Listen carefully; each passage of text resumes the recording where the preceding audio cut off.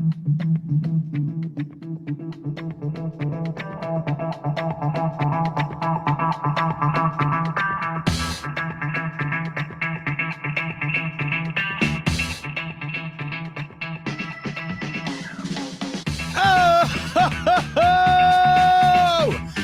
baby, what is up, Buffalo Fanatics? Z-Bot, Rico, and it's Z-Bot and Rico in the afternoon on the Buffalo Fanatics YouTube channel.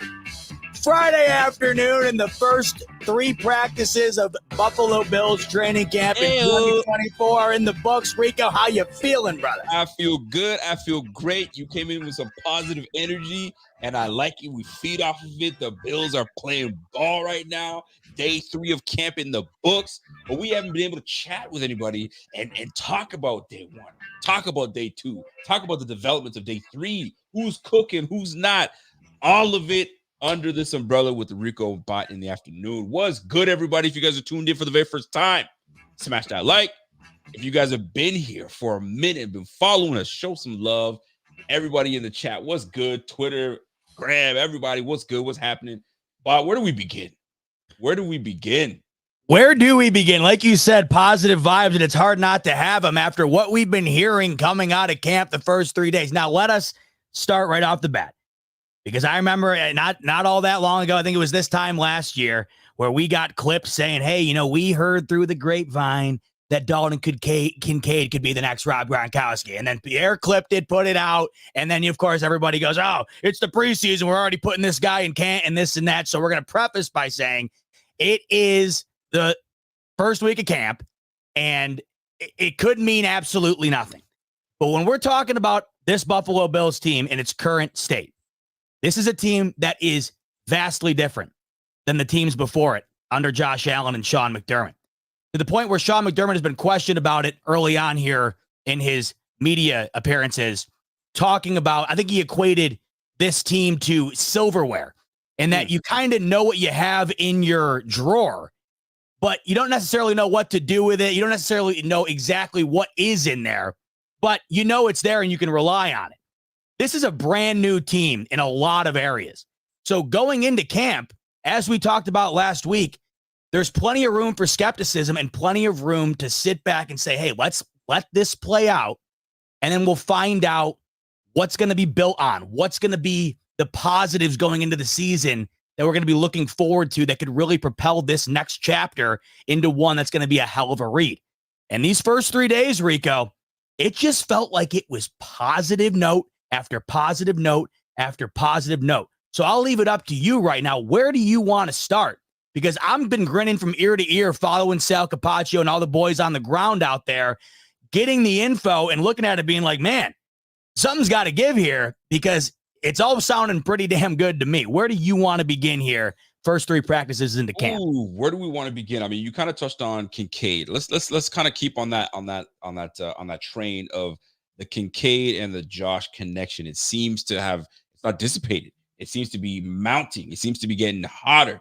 And the more these guys are connecting and vibing, the more successful the early season, the early training camp is going to be. You start to build something between these two, it only opens up doors for rookie Keon Coleman, for veteran receiver Curtis Samuel, right? Dawson Knox is still very much in this mix.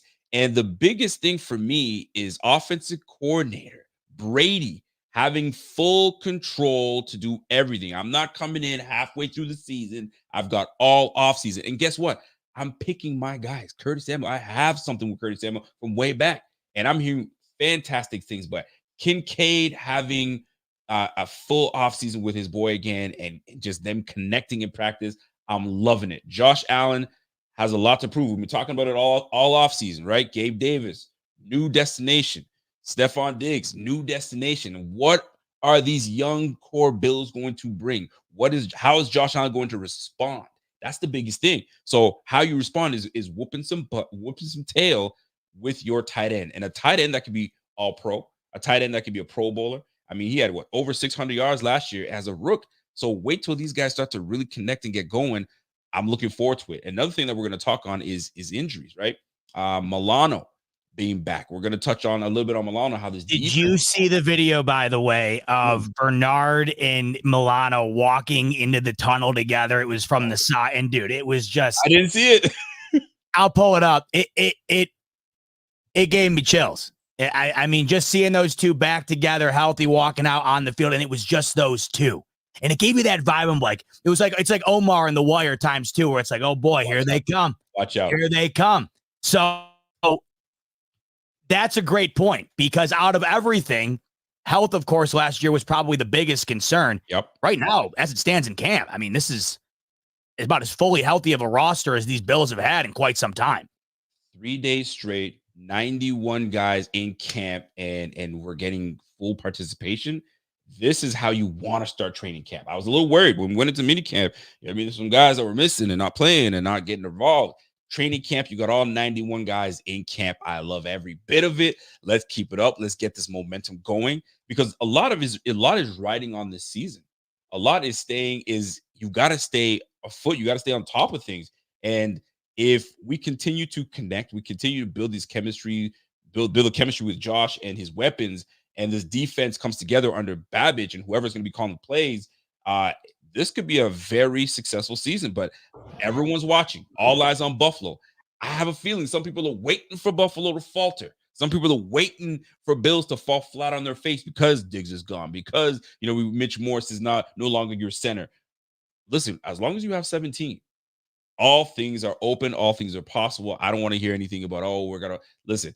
This is still Josh Allen's team. He's still that dog. This defense is still damn good. I'm looking forward to a massive season, but that's tough.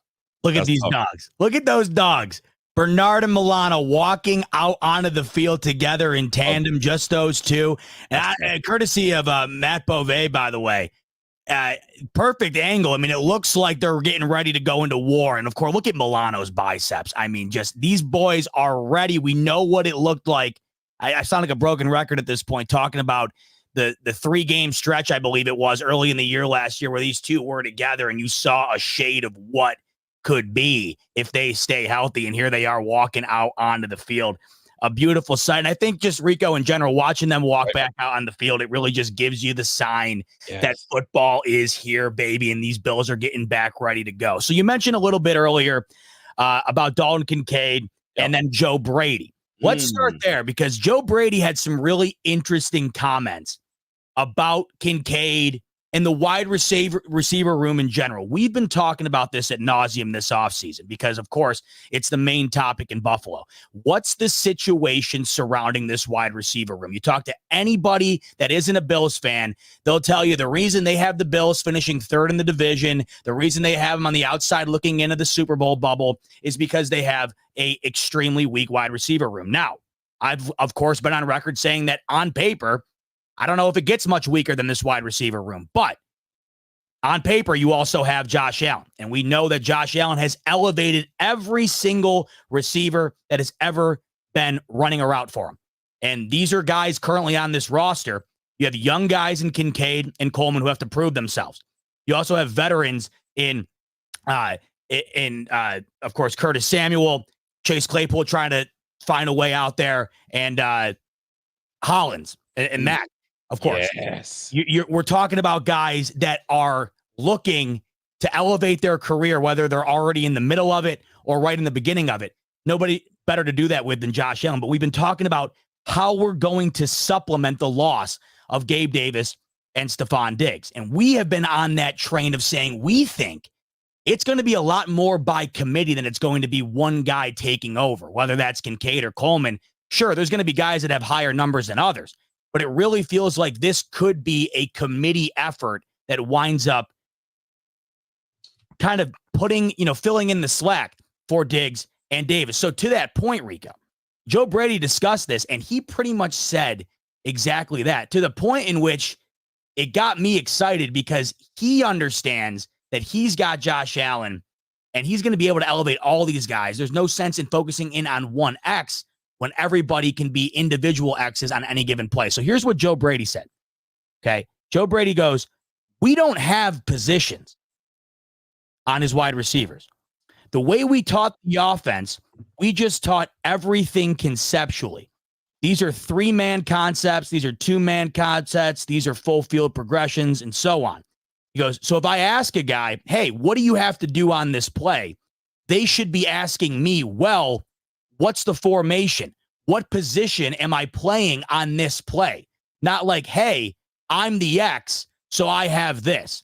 And it really forces guys to understand on any given moment, you can be on any one of these spots, and we got to know it. So right there, Joe Brady essentially has told these wide receivers off the jump, you're not, the X receiver. You're not the slot guy. You're not the deep route guy. You guys are all shades of every one of those roles, and they're all learning it. And that just goes to show me that the emphasis this year, Rico, is going to be exactly what we thought it was going to be. These guys coming together and finding a way to keep this offense as good as it's been collectively, as opposed to focusing on one or two guys. And I love every bit of it, what Joe Brady said. And essentially what that means to me, everybody eats. Everybody eats, and how you're going to eat is by knowing every position. No different than when Dable was here. Everybody, listen, you got to know what the X is doing. You got to know what the Y is doing. You got to know, what everybody's doing on that spot. Because if you got to go in a pinch, I don't have to think twice about, I can't put him there because he doesn't do. No, everyone's going to be able to do everything that I need you to do under this offense. And that's where Brady comes in. I mean, when you saw him when he came in last year, there was a lot more short intermediate passes, getting the ball out of Josh Allen's hands, get it going. To me, there were moments that they were going too much to the screenplay, and I think he's going to open up his playbook a little bit more by getting these guys the ball. But now you got the pieces. You got the Curtis Samuel. You got the Diggs. I don't want to call him Diggs replacement. We got Keon Coleman. That's a weapon on his own.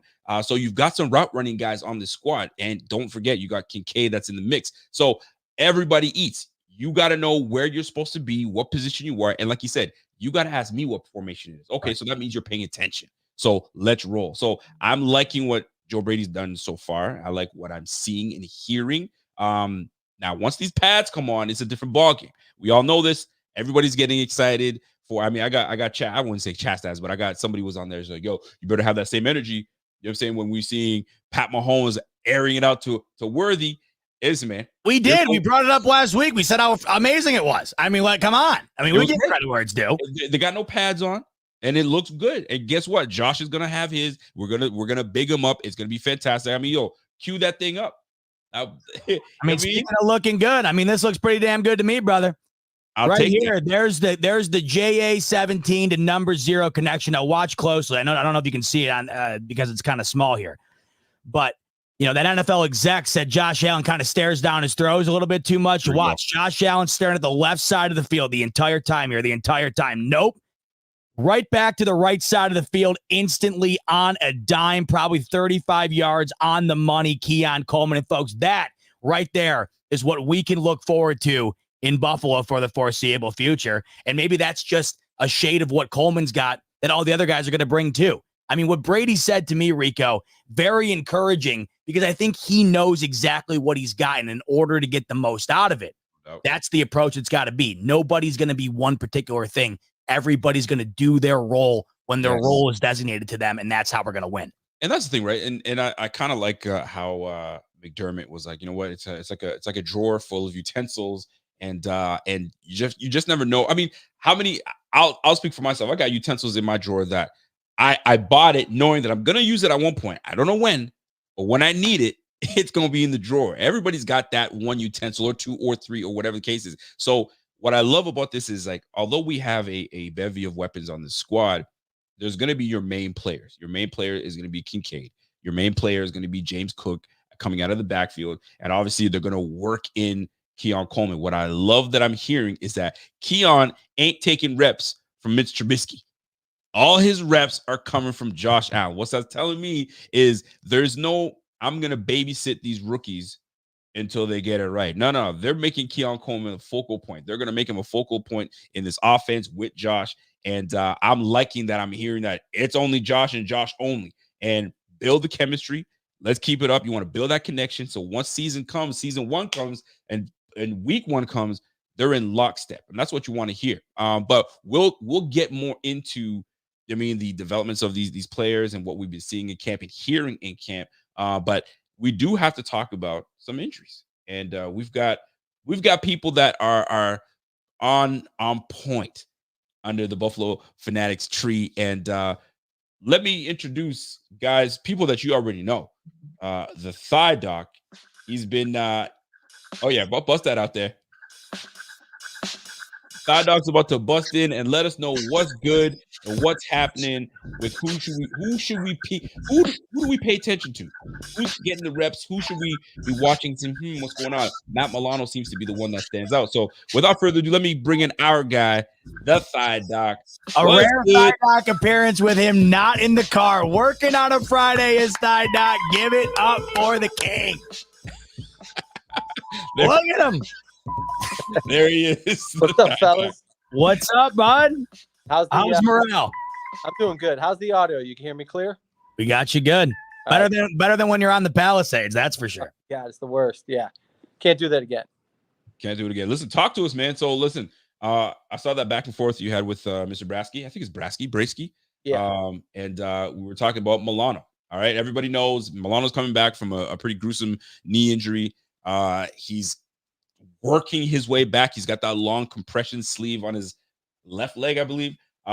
So listen, you're the guy that we got to go to. Talk to us. Are you impressed with how quickly he's coming back? Is he not where he's supposed to be at the length of time that he's been off? Give us some insight from your eyes to the screen. Yeah. All right. He's on track. Okay. So about 7 months. I mean, we're at 9 months now. He should be practicing, and he is.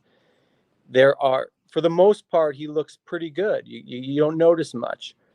But from the clip we saw yesterday, now I just a little pet peeve. I'm sitting there and I see the clip and it says Milano's showing no ill effects from his injury. But I look at it and let's see if you can pull it up there, Bot. This is important, guys. I looked at it one time and I see it. And I'm like, this Brasky guy, let's not get down those weeds though. But what you don't see in the clip that he put out is if you watch the whole thing, he's like, oh yeah, fans at home, they watch these clips over and over. They break them down frame by frame. I saw it the first time. I mean, you could see he kind of pulls up when he's got to drive off his leg and then he shakes it out. Now in OTAs, I noticed he was having trouble doing side shuffling. You could tell it's affecting him. And then another clip came out today. I'm just at work. I can't comment on everything. But they got him chasing someone coming out of the backfield. It's either the tight end kind of running a fade or it was a back coming out on a wheel route. And you can tell he's kind of struggling as he's doing the sidestepping. So is that to be expected? Kind of at that age, but it's not a great sign. It doesn't mean he can't play. It doesn't mean he's not going to play week 1, but it means he might have some limitations. The injury is not great. It's a tibial plateau fracture. I got a knee here. If you want to zoom in, I'll show you exactly what's going on. See if you can pull this up. Yeah. All right. I don't know how clear you can see it because you guys are just on my cell phone, but this is a knee looking at you straight. This is the outside of the leg. This is the inside of the leg. When you bend the knee and we look straight down, the tib plateau fracture, it's like a huge fracture right here. So think I hit it with like a hammer and it cracks. The problem is the meniscus is attached to it. So the fracture is bad enough because they got to put some hardware in there. But he also tore his meniscus. It's not out there a lot, but it's been reported that he had a meniscal repair as well. The problem is you get a lot of articular cartilage damage with these injuries. So here's the bone. When you look inside these little white spots, there's supposed to be like a casing on them. That's your cartilage. But with this injury, a lot of times it chews up that cartilage.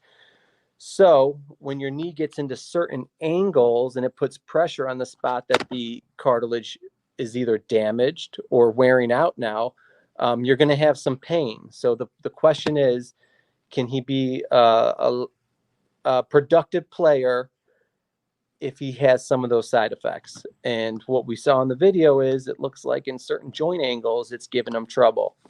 Now, can it get better? It can get a little better. It might not be that bad. We just, we caught the dang clip where it just jarred him a little bit. And those jars come fewer and far between as he gets further away from the injury.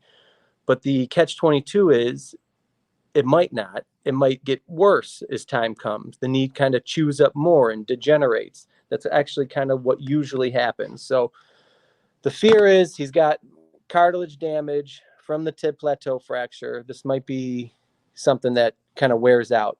Or I don't know, or maybe I'm proved wrong, but my track record probably speaks for itself. So all right, Mr. Flex. All right, so let me ask you this: if you're rating for 1 to 5, and just based, I mean, you're not treating him, so it's really tough because you're not treating him physically, but yeah, just based on your experience, based on what you see, based on everything that you've been reading and seeing, yeah. where's your trepidation, if you will, from 1 to 5? 1 being, I'm not worried, he's gonna be fine. 5 being, yo, it's gonna be a problem. Where are you at, just based on what you see? 3. Okay, so pretty Okay. much right in that middle-ish. 2, yeah, Yeah. you didn't even go 2.5. You went right to 3. I'm pretty comfortable he's going to be playing, Gotcha. but I'm worried that his knee's going to kind of have issues, right? So he's got to like sit out. He needs load management. Sometimes it gets swollen. He can't come back for the next week. But I'm optimistic he can play. I'm optimistic he can flash at times, right? There's going to be plays he looks really good. That's the old Milano. Right. But then I'm worried that there's times where the knee's going to crap out and the guy's gonna, juke him, and he's gonna look like he was stuck in his tracks there, and it's a big gain in an important situation. And then big picture, he's already 30, so one would assume his career is already on the back end. So say this is a guy that you think was going to be productive till 33, 34, swan song at 35. Now you're looking at someone he's now 34 in your eyes. Okay. Does that make sense? Understood. Yep. Yeah. It totally does. I mean, it's not news that I wanted to hear. I'm hoping, with all due respect, that you're absolutely wrong, and he comes out. And I'm sure you want to be wrong as well. That he comes out. Listen, I don't do this. I don't root for injuries. You know Of course that. not. Of But I course just not. I got to give you the facts, because there's a lot of people out there just like real rosy, cheery, and I don't know, just like the little guy on my shoulders, like, hey, tell him the deal, man. And that's some of the unfortunate part when you're a doc. I mean, it comes with telling some bad news. But hopefully, he recovers well. Does he play with a brace all year? He's not playing with a brace. He doesn't need a brace. This isn't a brace up issue. It's a compression sleeve, and And does he play with that all year, or is it one of those things where you probably won't even notice, because he'll okay, stop and he probably will have spandex underneath. I'm sure he's just wearing it. You're noticing it because he's in shorts right now. The compression sleeves don't give you any structural support. It kind of feels good. Okay, my knee's a little off, but I can feel the sensation of a compression sleeve, so I'm a little more aware of it, and it makes me feel more comfortable. But what he might be hiding under there is a lot of atrophy. So we've seen some pictures of him training. He's got the compression sleeve on. You could tell his thigh's not up to snuff. It's not unnormal. It's right? A big injury. And when you have one of these, I mean, meniscal repair and the fracture, I mean, he couldn't put weight on it for a while. And I'm sure he couldn't have done much exercise for, the first 2, almost 3 months. So it is what it is. It is what it is. Let's move on to another player that we are hoping that can bounce back. But I mean, at age 34, how much are you expecting from Von Miller? It seems as though he might be back to the Von Miller that we anticipated we get a couple years back. But I mean, he's 2 years older now. So what's your assessment on looking at the footage, looking at his movement, and where he's improved from last year to early offseason to right now? And by the way, just to say, he said that he hasn't felt like this in 2 years. This is as good as he's felt in the last 2 years. So with that in mind, Thigh Doc, do you buy it? And do you think that there could be some sort of silver lining at the end here with Von Miller? I think he's undoubtedly going to be better than he was last year. I just don't know if his ceiling is to look like he did those first 8 games with us 2 years ago. He's fighting two things. He's got the other injury and some meniscal issues. Don't forget he had a lateral meniscus. Those are not great for football. But he's also getting older at the same time. This isn't like a 24-year-old just coming off an ACL. So he's getting worse with age, and now he's trying to bounce back from a second ACL on the same knee. I think he's going to be better. I don't know how it's going to turn out. I haven't honestly looked at much of his footage. He's just kind of doing hand battles and just, he's running some soft drills. Nothing that catches my eye like, oh man, this man is back. But I did do a deep dive on his film from last year. My kid was sick, so I was stuck inside for the whole weekend. I looked at every single snap he played last year. Damn, you did a deep dive. Yeah. It doesn't jump off like, oh man, this guy is shot. I was kind of expecting to see some like real garbage out there. Nothing looked like holy crap. Like why is he out there? But he was invisible at the same time. You know what I mean? So sometimes you would see him get off the ball quick. I don't think that's his problem. I think his problem is bending the corner. So that's how he made his money. Those ghost rushes, kind of coming back, closing down on the tackle and getting in there. But all his film was all last year. He just got like pushed out. It was just invisible. I mean, he got off the ball and they blocked him and he just ran past the quarterback and never came back. I saw times he didn't chase down the players. I mean, that's one thing. He also, don't forget, he had the hip flexor when he was trying to come back in camp. They had to so he's battling a few things. Yeah. So he might not have wanted to sprint too much. But then later in the year, he looked a little better come playoff time. So can he keep ramping up? Yeah. Do I think he's going to be a 15 sack guy? Absolutely not. But do I think he can get to like 6, maybe scrape 10? Maybe. But I think what's going to be important with him is how do the sacks come? Does he get a couple in garbage time? It's not a big deal. Or do those 6 sacks come at crucial times where he's the closer? So we'll see how it goes. I don't expect Von to be back after this year for what it's worth. He's definitely on the downslope, but I'm hoping for the best, but I'm not expecting a ton. Well, I'll tell you this. I mean, I've been reading that because, I mean, listen, he's 34 years old. You drafted Javon Solomon, so I'm extremely excited about that. You got AJ Epinesa that we brought back.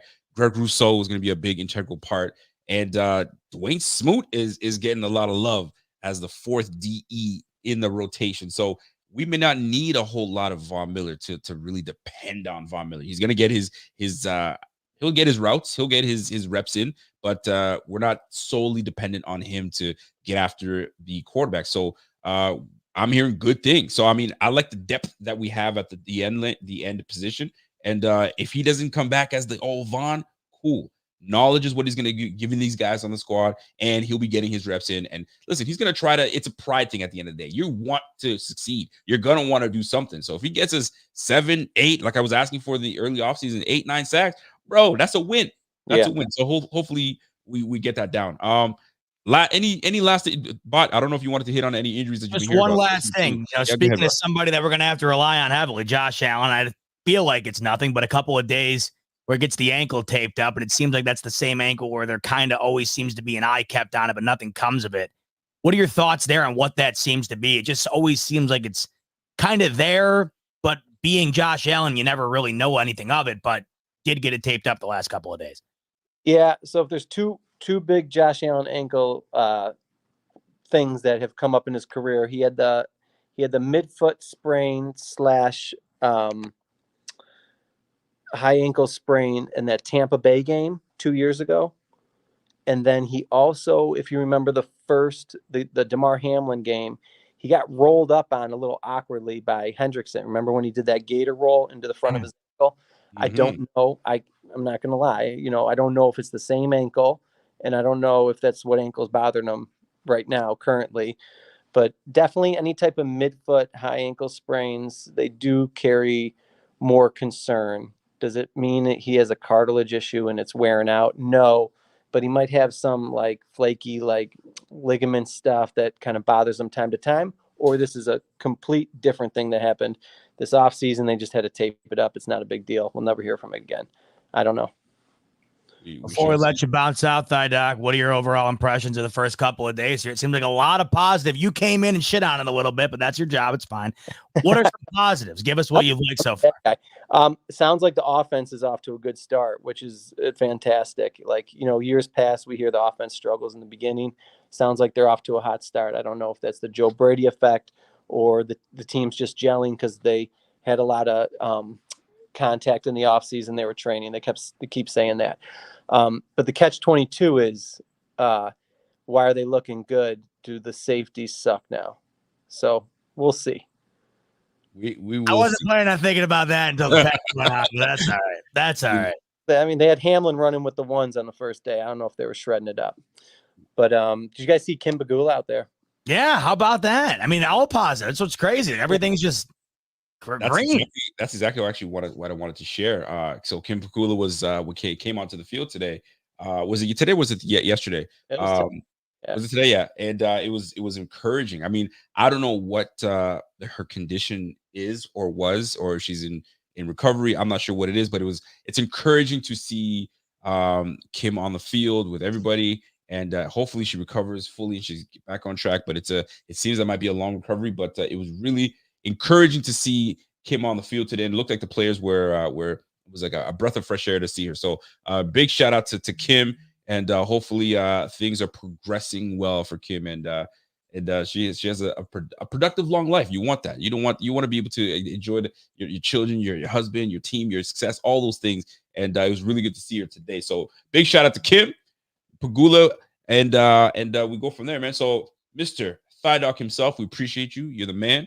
And we'll definitely, I hope that you give us better news next time, man. You came and poo-pooed on it, but hey, you kept it real. It's not all bad, Rico. I can just top on a couple things. So yes, sir. Smoot's 2 years off an Achilles. The fact that he's running with the ones, that's positive, because I thought he was going to be washed up. And then, Mike Edwards is back in camp. He had that mysterious shoulder injury that he didn't get to run in OTAs. And then I think a big one is Spencer Brown.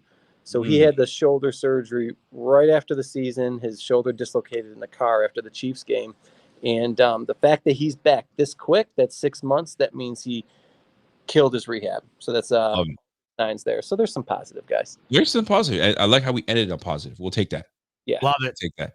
TD, what's on deck tonight for the Friday night shenanigans? Olympics are on. What are you doing? We're going to be low key. Hopefully my wife falls asleep early. I could play a little college football. And I hear that. I heard you're we're heading to training camp. Oh yeah, when are you going? I'm going to go Sunday. Hell yeah. Well, we'll have to have you back on next week so you can talk to us about boots on the ground over there. Oh yeah, we'll do a little thigh take over there. Let me know if you're are you running with UB on college football?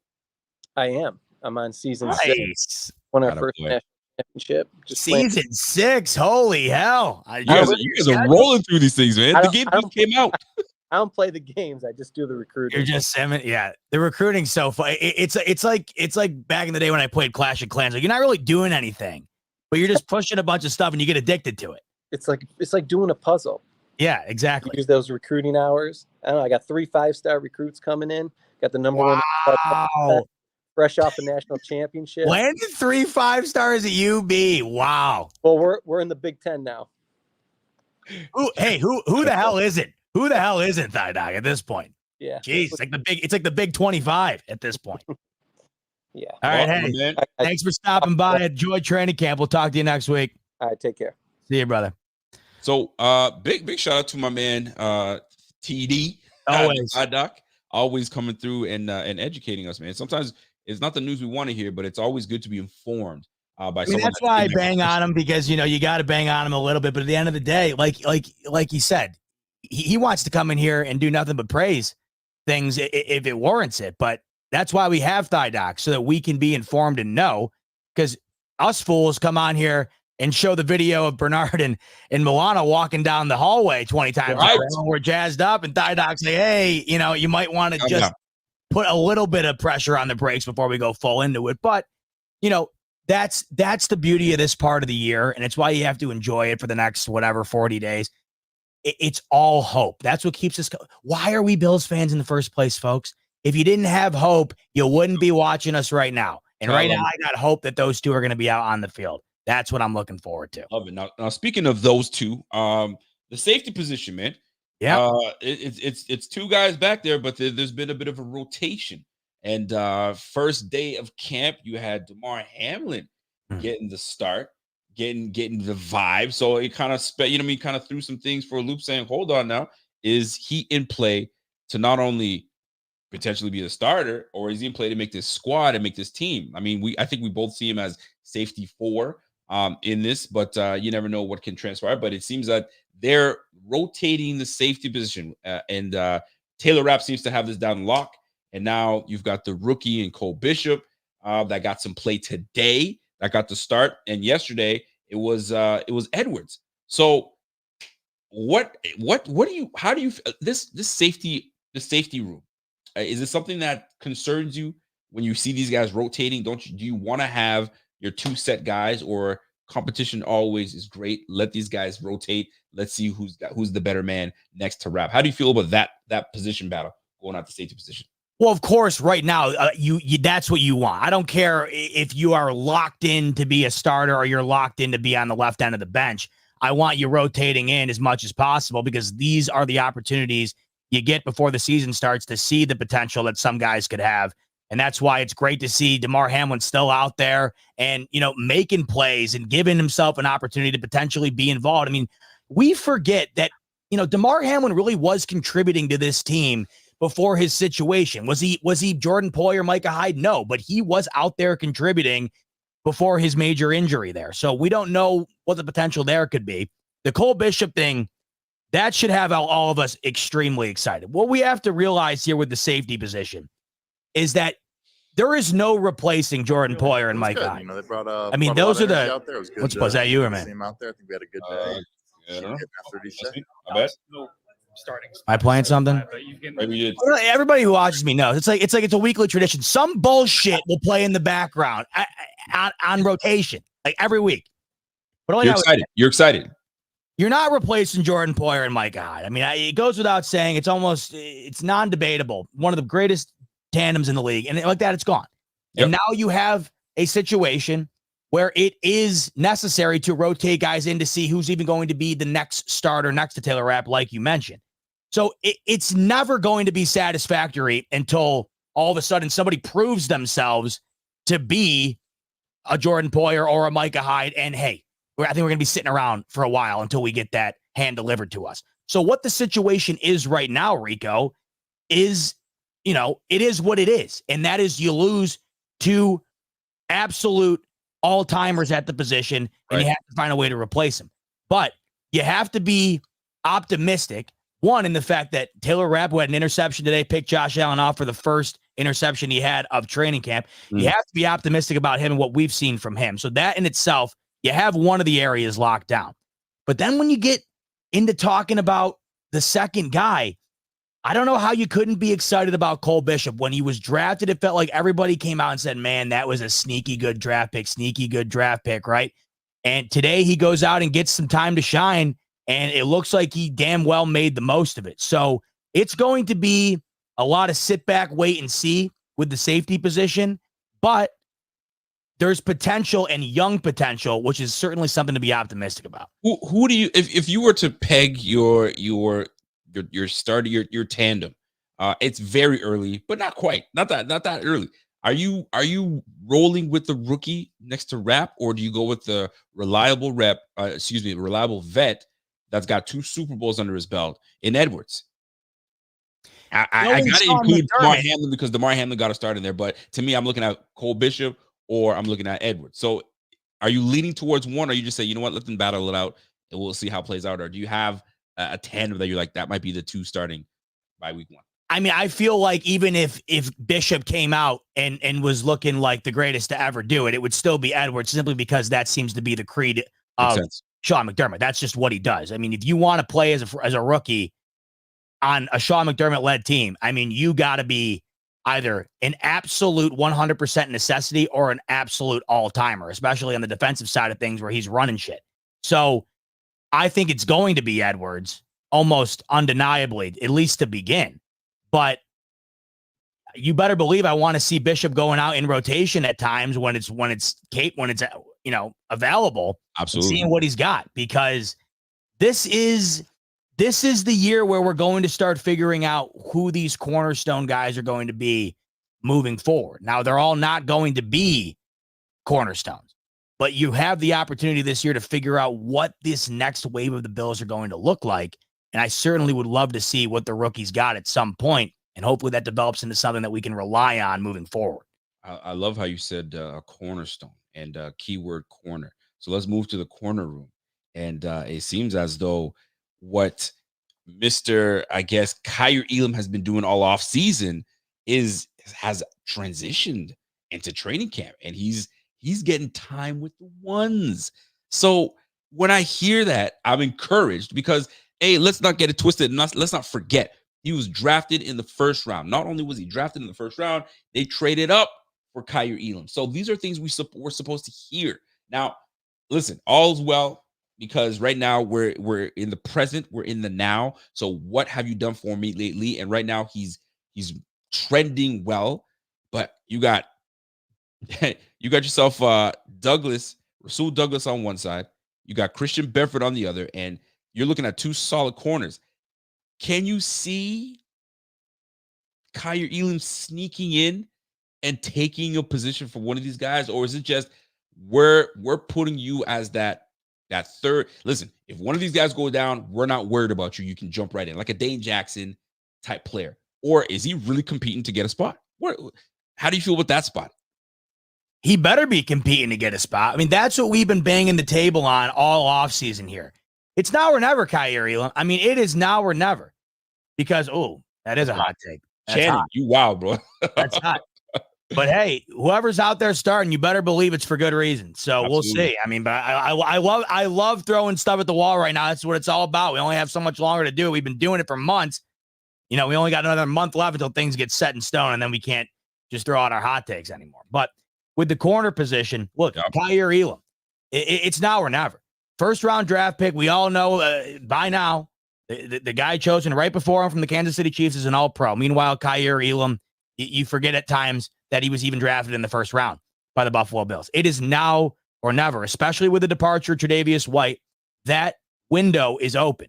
Now, I think as it stands, he is going to be slotted for that three spot. But we talked about this last week. What we were concerned about is the depth at this position because it's sorely lacking. And if they wind up running into a situation like they did last year where the injuries pile up, that's the area that you go to on the defensive side of things where you're like, man, you're really hoping it's not on in the cornerback room or it's going to be dire. Kyer Elam better be up to snuff to be able to be at least that third guy in line. But Rico, at this point of his career, he better damn well be gunning for one of those starting spots. Absolutely. Rasul Douglas on his way out the door. I mean, we didn't even know if we were going to be able to bring him back in. Now, don't get me wrong. What we got out of Rasul Douglas last year, holy shit. And I hope to God he can double down on it again this year. Absolutely. But Kyer Elam was drafted to be the next Tre'Davious White, and Tre'Davious White is gone. There has got to be a succession plan here. He was supposed to be it. Now is the time to prove it. Now, luckily for us, it seems like it's gotten incrementally better and incrementally better. There's still those signs that you see where you're like, you get why he hasn't been out there. But he's shown these flashes where you're like, man, if he can find a way to dial that in, this is what they saw in him. This is why they drafted him where they did. And it seems like he's been building on that and building on that. I've always felt, this is what I said about Chase Claypool. This is what I'll say about Kyer Elam. When guys are in a position where they've worked their entire life for this, and all of a sudden, within a blink of an eye, you're faced with a situation where you don't know the trajectory of where this is going to go, just like that. Spent your whole life building yourself up to get to where you are right now. Right. And now, all of a sudden, within just a couple of years, you are backed into a corner where you can go one way or the other. Kyer Elam's got to decide which way he's going to go. And he has an opportunity right now to be able to go in that right direction. And we will forget awfully quick the last couple of seasons and how they didn't pan out in a way that you would want a first-round draft pick to be, Rico. This is his year to shine. I'm really, out of all these guys on the roster, Kyer Elam might be one of the guys at the top that I'm rooting for the most because I want to see it pan out. And I think we've seen bits and pieces here to where it can. He's just got to dial it in, channel it, and bring it out on the football field on Sunday. You know what? I feel like this might be that year for Kyer Elam, and it's really based on his relationship with cornerback coach, his relationship with Babbage. You got a new, fresh voice that's going to be running that defense, and if he's calling plays, even better. But we'll see how that all plays out. But yeah, you're right, man. He this is the year that you want him to try to compete and take a spot. I don't want to hear about Benford and Rasul Douglas and so on and so forth, but here's how he's going to get on this field, because his specialty is man-to-man. That's why they brought him here. That's his forte. Now, we're a predominantly zone defense. You're going to have Rasul Douglas, that's very good in zone, and you're going to have Benford, that was number one, according to PFF, in zone coverage. So we're going to have to find out our matchups. Now, here's the deal. The teams that we play are no slouches. Yet again, we're in a position where we are going to be playing some good teams with some big-time receivers. And I'm trying to look at the schedule here. I wrote it down, but I'll tell you this, Rico, right off the bat, you're facing Marvin Harrison Jr. week 1. The first opportunity he gets on an NFL football field will be against one of those corners. And then the next week, Jalen Waddle and Tyreek Hill. I mean, you know what it is. You know what it is. It's all the way up and down. And then, of course, a couple of weeks after that, you got the Texans, Stephon Diggs back in action, right? Tank Dell. So, brother, we're gonna need that number 1 PFF ranking and that Rasul Douglas that showed up last year. And we're gonna need him to be healthy, and we're also gonna need the depth that I think Kaiir Elam has the potential to be able to bring. And that's what it comes down to. We're going to be playing some dogs at the receiver position. You just said it, man. Marvin Harrison Jr. right off the rip. So if we decided to kind of switch things up and say, you know what, we're going to predominantly play man in this game just to take out, this is where Kaiir Elam is going to have to come in. But he's got to have a strong camp. He's got to have a strong camp to the point where they're now saying we got a starter 1A, 1B. And if he can push that and he can push the coaches to put him in that position, you're laughing. But sometimes you hear, if you have 2 corners, I mean, I don't know if it works well in this analogy here, but sometimes if you have 2 quarterbacks, you don't have a quarterback, right? So does that work out for the cornerback spot? If you got 2 corners, you don't really have a 1A quarterback. But listen, man, this is situational. Sometimes you're going to need your man corner, and sometimes you're going to need to play predominantly zone. So this is a great problem to have. And if he comes in and we need him and he shuts down, he's made plays in his career thus far. He's going to continue to do that. That is a great position to be in. So Kaiir Elam, we're rooting for you. Want big things coming for you. Let's roll. I kind of want to stick on day 2 because and we're going to move on to day 3. We're kind of going back and forth, but I'm hearing a lot of great things about the defensive line and how they're putting some pressure at Oliver. Remember, we talked about guys that we want to see have an encore season, a second year to really bolster themselves. Well, Ed Oliver was disruptive. He's doing what he's supposed to do. I love it. I think he's going to have this 10-sack season, even more now that he can play his true 3-tech position. You got your DN guys back, a healthy rotation, big things coming from our guy Ed Oliver. And we got some guys, Smoot, coming in and getting some reps. Bro, this is going to be a fun freaking year. This a fun offseason training camp. Is going to be nice. And I'm looking forward to it. So I kind of want to pivot just a little bit. And Mac Hollins, bro. Are you seeing all the things I'm seeing about Mac Hollins? That dude is majestic. I was not expecting to go into camp in one. I mean, he looks like it wasn't training camp. It was like summer camp for Mac Hollins. He's out there with the cut up shirt. He's got probably the best hair I've ever seen in my life. I mean, I don't even know how you begin to get that type of hair. Incredible. He's looking like Jimmy Fly Snuka, man. If you guys know. You guys know. It's off the charts. But what beyond the clear aesthetic that he brings, which, I mean, you couldn't miss him if you tried. If you were in the stands at St. John Fisher, you know exactly where Mac Hollins is at all times. But what I'm hearing that I was not expecting is how unbelievably liked he is immediately. They're saying that he's one of the more liked guys on this offense already right out of the gates. And he's very vocal, and his leadership is palpable. Was not expecting and this is why you got to love camp, and this is why you got to be excited about what comes out of it going into a year, especially like this one where there's a lot of unknowns for the Bills. I don't think I had on my bingo card Mac Hollins being a guy that's going to come out of the early days of camp here and not only be producing pretty damn well, it seems, but also being a very vocal leader and a very well-liked and respected guy immediately in this offensive huddle. It's one of those situations where you think you know, but you don't. You think you know, but you don't. You think you have it all pegged out. And that's why I love training camp. That's why you gotta go through training camp. You can't just go from offseason signings and say, that's your team and let's roll. It's about chemistry. It's about how teams are gelling. And he seems to have taken a liking, and vice versa with Josh Allen. Josh Allen they like each other. They vibe. And when you vibe with certain players on the squad, and he happens to be the leader of this team and the quarterback, you gonna get some looks. You're gonna get some looks. No different than when Dawson Knox was getting mad looks from Josh. They're great friends, and looks like my friend has inserted himself into the leadership role. And here's the thing about when you have new players come to a new team. If you're not a bona fide star, you better be likable. You better be a community guy. And that's how, and it's worked out very well for Deion Dawkins. Because if Deion Dawkins was not a likable guy, he'd just be another lineman, a good lineman, and that's it. But he's liked in Buffalo. He's loved in Buffalo. He's got a personality. And that's what keeps players around. That's what keeps players on teams. The NBA is known for that. You keep like a Haslam on the Miami Heat. Right. He's a goon. He's a leader guy. He's on that squad. He's just there to be that enforcer. You ain't gonna get no minutes, but we need you on that squad because you're a locker room presence. And it seems as though our guy Mac Hollins has installed himself as the guy to go to and a likable guy, and your quarterback likes you on top of that. And let's keep it a buck here. When he was with the Raiders and he had at least a decent quarterback, bro, he was nice. He was a contributor.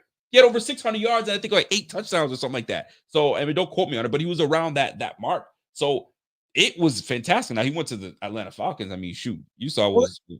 That's what I was going to say. Like, because Curtis Samuel is the bigger name in this position, in this situation, and we know the quarterback talent that he's played with. But Mac Hollins, the guy that probably plays second fiddle to Curtis Samuel as far as name recognition is concerned, same type of deal. 2 years with an early Tua under Brian Flores, where they were rotating him out with Ryan Fitzpatrick drive by drive. It was nuts what they were doing on offense before Mike McDaniel took over. So he had a stint there. And mind you, he had 2 seasons with 16 and 14 catches. They weren't even using him. Like you said, the only time where he had decent quarterback play was with Derek Carr in his last season before they shipped him off. So it wasn't even like it was great play from Derek Carr. And he had 57 catches, which was, just quick math here, nearly double what he had in 2 seasons combined with the Dolphins, 690 yards. And then, of course, goes and plays with Desmond Ridder and a joke of a Atlantic Falcons offense that resulted in a head coach firing and, of course, a change at quarterback. Once again, the John Brown effect, the Cole Beasley effect, the you name it effect. Why not Mac Hollins? Why not? The only time we've seen him with halfway decent quarterback play, I'll take 690 yards this year from Mac Hollins any day of the week. Any day of the week, because we have got to find a way to replace the production of Stephon Diggs and Gabe Davis. You're going to hear me talk about it all year long. And it's not going to come from just one guy. And you're going to need, beyond Kincaid and Coleman and Cook, you're going to need guys to do a little bit of this, a little bit of that. If you can get a 500, 600-yard year from Mac Hollins, who isn't signing up for that? Because you've looked at what he's been surrounded with, and it isn't a whole lot of good. And we know that Josh Allen, when he's given the opportunity with guys who want it, and we know that he wants it, because obviously he's in the huddle and immediately being a guy that's vocal and a guy that everybody's kind of rallying around. Clearly he wants it. And the camaraderie is there with Josh Allen, and you have to think that's going to translate out onto the field. I don't see, this is my whole point all along. It's the same thing with Curtis Samuel. It's why I think this year is going to be tremendous for him. I don't see how, if you have the will to do it, I don't see how you don't succeed with Josh Allen throwing the football. I just don't see. I don't know how you don't. Unless your name is Kelvin Benjamin, I don't know how you don't succeed with 17 playing quarterback with you. The same thing can be said in Kansas City. Because ever since Tyreek Hill left, obviously Travis Kelce goes without saying, but they've been doing it with a carousel of guys. Mm-hmm. And everybody that comes in, Juju Smith-Schuster got a major deal after he left Kansas City because of what he did with Patrick Mahomes. Now, I know it's not exactly the same, but those are the 2 best quarterbacks in the league. I don't know how you aren't better as a receiver if you're playing with one of those 2 guys. And we're going to see that on display from Mac Hollins and Curtis Samuel this season. And here's the crazy part, right? Like, I mean, 5 weeks ago, we were probably looking at Coleman, Samuel, Shakir, your big 3. And then we signed MVS, Scantling, right? And we see the success he's had with the Kansas City Chiefs, Super Bowl champs, all that good stuff, right? And then you're kind of like, okay, Chase Claypool. Okay, I see what he's doing. He's hurt right now, but he should be back on track. I'm sure today he's probably. I mean, I didn't see too much about him today, but he should be back on track after getting hurt on the first day. But that was your big three, and then MVS4, Chase Claypool, and then between him and Mac Hollins. Now you're looking at Mac Hollins be your number 4 guy, bro. That's actually incredible. So if he keeps it up, why not? If the chemistry's there, why not? If he gets the job done, why not? But at the end of the day, you know who your big dogs are. It's going to be Keon Coleman. It's going to be Kincaid. Throw in Dawson Knox. I ain't sleeping on Dawson Knox. We both aren't. And then I didn't even mention, I mean, you mentioned it earlier, James Cook. So having this problem, if you will, I don't even think it's a problem. It's a great problem to have. As Hollins is your number 4, bro, you laughing. And your quarterback likes him. Yo, let's roll, man. That's what I'm looking forward to. Right, we're going to see more of these guys in camp. Pads will be coming on shortly in the next week or so, and then we'll really get things popping. Because I mean, shoot, I think our first game is August 10th, our first preseason game. So yeah, the 10th. We're not far. We're not far from no, these guys. I mean, it's literally it's like 15 days. I think. Golly, that's crazy. The Hall of Fame game is I think a week from last night. Oh, bro, we're laughing, dude. I'm big on that. I know. So we keep talking, right?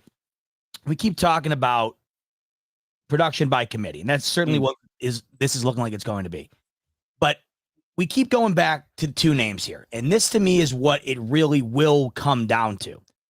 Because I do think you do want 500-600 from Mac Hollins. Of course, we haven't even mentioned Khalil Shakir. We don't know what more could come from there after what we saw in the second half of the season last year. But it's Coleman and Kincaid. That's going to be the future of this offense with Buffalo. And in day 1, which you got to love, and as Didoc mentioned, I forgot about this. It does seem like in years past, it took the offense a while to kind of get things going. Right off the bat in day 1, Bills were running 7-on-7 in the red zone, 7-on-7 and 11-on-11s. 4 consecutive touchdowns, Rico. 2 to Coleman, 2 to Kincaid. And I just feel like right off the bat, the first segment of the first practice, and you get 4 consecutive TDs from the 2 guys that I think, we said cornerstone earlier. Those are going to be your cornerstones. It certainly will be by committee, no question about it. It has to be. You got Kincaid in his second year, and Coleman's a freshman or a rookie. It's going to take time. But man, it's stuff like that. Even though it means nothing, it's padless. It's 7-on-7 the first practice. Right. You want to know what it tells me? Allen's in the red zone right off the bat. He's looking at those 2 guys, and there's a reason for it. And I don't know how it couldn't have you excited. Those 2 guys are going to be so pivotal to the future of this franchise. Listen, we're looking forward to seeing all this happen, right? So this is why they brought him here. Listen, when we get to the red zone, we want 6. If I got to toss it up to you, you have your basketball background. You played at Michigan State. We know you can play. We know you can ball. We know you can box out. We know you got that Stevie Johnson type vibe when it gets to the red zone. So I'm not worried about that. And if we can't take you up top, guess what? We'll sneak something underneath to our guy Kincaid. So take your poison. And then James Cook leaks out. Bro, this is a fantastic situation for Joe Brady. Joe Brady's got an absolute opportunity. And this is very early to be even mentioning this, but if Joe Brady has a great year and he dials things up, he's got this offense humming, bro, they might snag that brother up. Snag that brother up, man. But we ain't there yet. We ain't there yet. We just want to have success with our offensive coordinator. Okay, you know what, Rico? I'll sign up for that pen to paper right now. If it's so damn good that Joe Brady is a head coach next year, I mean, I will donate to a charity of his choice if that winds up being the case. Listen, but, man. you know, what I'm loving about him, what I love about Joe Brady is he just seems to get it. Like, I know that's kind of a broad term or a broad way to describe him, but it was what I thought was the biggest difference maker last year when he took over for Ken Dorsey. And it just seems like he gets it again this year, where right off the bat, he's going into this knowing what he's got. I mean, shout out Pierre. We got to fit it in at least once a show. He knows what he has. And he's got 17. And he knows that right now the collection around him isn't the 49ers. It isn't the Dolphins. We understand that. But what I like about him is he goes to what's working And it seems like he's able to get everybody involved. I think that's why Khalil Shakir's production went up so much in the second half of the year. And I think that's why we saw Josh Allen really start to become more of Josh Allen in the second half, as opposed to the shell of himself that he sort of seemed to be the first, I don't know, 6-7 weeks of the year last year. Yep.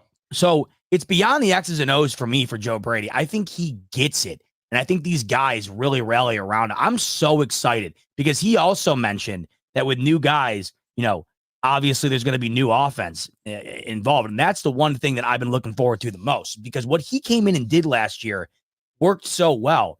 And he was thrown into the most impossible situation imaginable and flourished. What else does he have up his sleeve? I think beyond anything, because we talk about all these players that we're excited about. I'm really excited to see what Joe Brady's got for 17 and the boys going into this year, because I think that there's more up his sleeve than what we saw last year. And what we saw last year was the sole reason, in my opinion. Well, I can't say the sole, but I'll just say this. I don't think that they get into the situation they were in last year, even with an opportunity to lose the divisional round, if Joe Brady didn't take over for Ken Dorsey. I just don't think they do. And here's the more exciting part. So we talked about Kincaid. We talked about Keon Coleman. Those are going to be your two pillars in this offense for years to come. And then we didn't even mention Curtis Samuel. Curtis Samuel apparently had himself a day yesterday. Yep. He had himself a day. And it wasn't just, Curtis Samuel doing Curtis Samuel things. They, without having to, on 3 accounts, I'm reading stuff and I'm watching, the Sal's and the Shout podcast. I'm listening to all these cats talk. And it came down to, can we even say what he was doing? Because I'm not sure if we can say. Bro, they had this brother everywhere. Based on what I'm hearing and what these guys are trying to say and not say, they had him everywhere. So what that tells me is, not only are you going to have a problem dealing with Keon Coleman, not only are you going to have a problem dealing with Kincaid, Shakir, then you got Curtis Samuel being used around everywhere. Bro, we may not have Stephon Diggs. We may not have Gabe Davis. We may not have Brian Dable anymore. Bro, we got 17, and you have an offensive coordinator that knows what's good for this offense, that doesn't have to rely on, Stephon Diggs to get open and do what he's got to do. Because I love Stephon Diggs. Don't get me wrong. We all like Stephon Diggs, but this is a new era. We got a new offense. We got new pieces on the squad. So now we're about to find out what's really good. And I'm excited to see what, the kid from Brooklyn is going to do with this squad, man. So Curtis Samuel moved all over the place, and you got to deal with him. Bro, this is lovely. You can't just say, where's 14? You can't anymore. Right. There is none of that. And on top of that, everybody. Matty Glab had said on Bills.com that it was immediately noticeable, the connection between him and Allen, to the point where she had said, you would have thought these guys were playing way longer than one practice. This is what I'm liking. And I think this goes back to something I think we should touch on right now. And that's something that, all the credit to you, because you were on this from the get-go. And I think that the opportunity opened up, and he's capitalizing on it. And that's Josh Allen's increased leadership role. I think that is an example of what we're getting out of 17 in his 7th year without Stephon Diggs. It seems to be a talking point every day at camp, and I think we're seeing it. Now, you had been on this forever where you were saying that Allen doesn't have that Brady, or he doesn't have that Manning, where you could see him grab a dude's face, Mac, and say, get your shit together. He's obviously so good that he leads by his play, and everybody respects him. But I think everybody kind of knew that his leadership style wasn't what you were sort of seeking out. Now, that doesn't mean, as it stands right now, that he's grilling guys or whatever, but Dion had said that he's seeing a little more bark in Josh Allen than he's ever seen. We're seeing these connections right off the bat with new guys looking like they've been playing for a long time. And it was also said by Joe Brady that Josh Allen now is a guy that everyone's able to go up to, whether it's in the film room or out on the field, and he's the go-to guy. He knows everything. He's willing to stop the film immediately when a play's being played and point things out. I want you to do this. I want you to do that. It opened up for him, Rico. The departure of Stephon Diggs opened up this opportunity. Allen had to snatch it. And I'll tell you, we've been given all the signs thus far to think that he really is going after it. So you were on this for a while. How do you feel about it? Because to me, I think It was necessary. It's going to be necessary. And as it looks right now, it seems like we're really heading into that right direction where Allen's going to take that next leap into being, hey, do your damn job type guy. This is what's up, man. And this is what it's Josh Allen he's the elder statesman on this team. You know what I'm saying? He's into his second contract and 28 years of age now. So and he's the dude, he's the guy. You don't have strong personalities like Stephon Diggs. Like, you're not gonna yell at Stephon Diggs. You're not gonna cuss Stephon Diggs out. Although Steph might not even say boo to it because he might embrace that, because some players don't mind when a quarterback gets chippy because it's never personal. But now maybe Josh wasn't comfortable doing that. But now that this is his team, Shakir's the oldest receiver on the squad, or sorry, the longest tenured receiver on the team.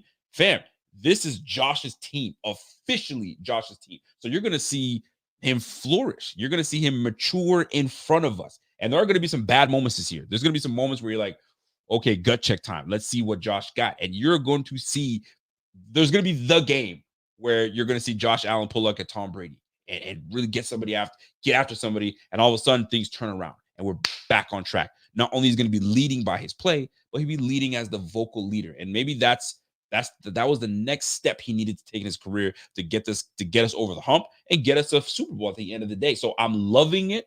I'm waiting for it. And I think this is going to be great for Josh's career. Bro, it might be too soon to talk about it, but he continues on this trajectory. Bro, this is a Hall of Fame player. We might have 2 Hall of Fame quarterbacks under, you know what I'm saying, this Buffalo Bills logo. But what we want at the end of the day is a Lombardi be lifted with it. I mean, all that stuff is great, but we want that Lombardi. And we are all hoping that Josh is the guy to deliver that, man. We need that. So I'm looking forward to it. So great news to hear that he's maturing and he's being more vocal. Great to hear Curtis Samuel getting looks, moving all over the place, and they're getting creative with him. I love that. And the rest is history. These boys are going to get it together. But I love the most is Keon Coleman does not take reps from anybody else thus far. It's only been Josh. So McDermott is saying, damn all that rookie sitting down and waiting to see if he's got it. No, we pushing that. We need that. We need that right now. We drafted you. We made you our guy. You're popular around the league already. The league already loves you. So, listen, let's capitalize on this and let's make this thing work. So I'm looking forward to it. I'm excited. I think we're all excited. I think all Bills fans are crying. We don't want to get too hyped because we're still in, no pads on, so on and so forth. But it's exciting to see football's back. You can tell football's back because we're gung ho. So let's it's the little things too. I mean, how about day one? He's out with the fans before practice. Like everybody says it every year, but it continues to ring true. Like, he is a bona fide version of the Beatles when he is in Rochester or the Buffalo area. I mean, that's what Josh Allen is. And not everybody's going to do what he has been doing, and that's go and interact with the fans, go and make sure everybody feels like they're, acknowledged by the guy that everybody pretty much worships because of what he's done for this franchise. I mean, the story's coming out where he didn't leave an autograph on sign when he was walking down the rows. I mean, this it's not just the leadership on the field. These are the things as well. And I think that's why Brandon Beane got so fired up the other day when he was asked about what that NFL executive had to say about Josh Allen being overrated, because it's more than just playing on the field. It's the stuff like that. And I think we're seeing a whole other, we're seeing it evolve. And like I keep saying, it had to happen because this is such a new team. If it's not going to happen through Josh Allen, it's not going to happen at all. We're seeing it in every facet, on the field and off of it. If it keeps carrying on, this is why I said earlier in the offseason, there's a hunch within me that just feels like this is going to be Josh Allen's best year yet. Because it has to be. That's just what I'm feeling. And so far, so good as far as the vibes are concerned. I mean, that's crucial. All these guys seem to absolutely love him. He took the boys out to Nashville before camp started, and it just felt like everybody loves the guy. I mean, even Keon Coleman said that he's goofier than he is. How is that even possible? That's what Keon Coleman said. He's got that personality. It might not be a dry personality. I like it. It's a dry humor. I think he's a chameleon, Rico, where every guy, no matter your personality, because I don't think Keon Coleman's personality is the same as Stephon Diggs. I think that's pretty evident just by watching him in the media. I mean, they're two different guys. I think I think Josh Allen's ability to be able to relate to everybody, that's why they all love him so much.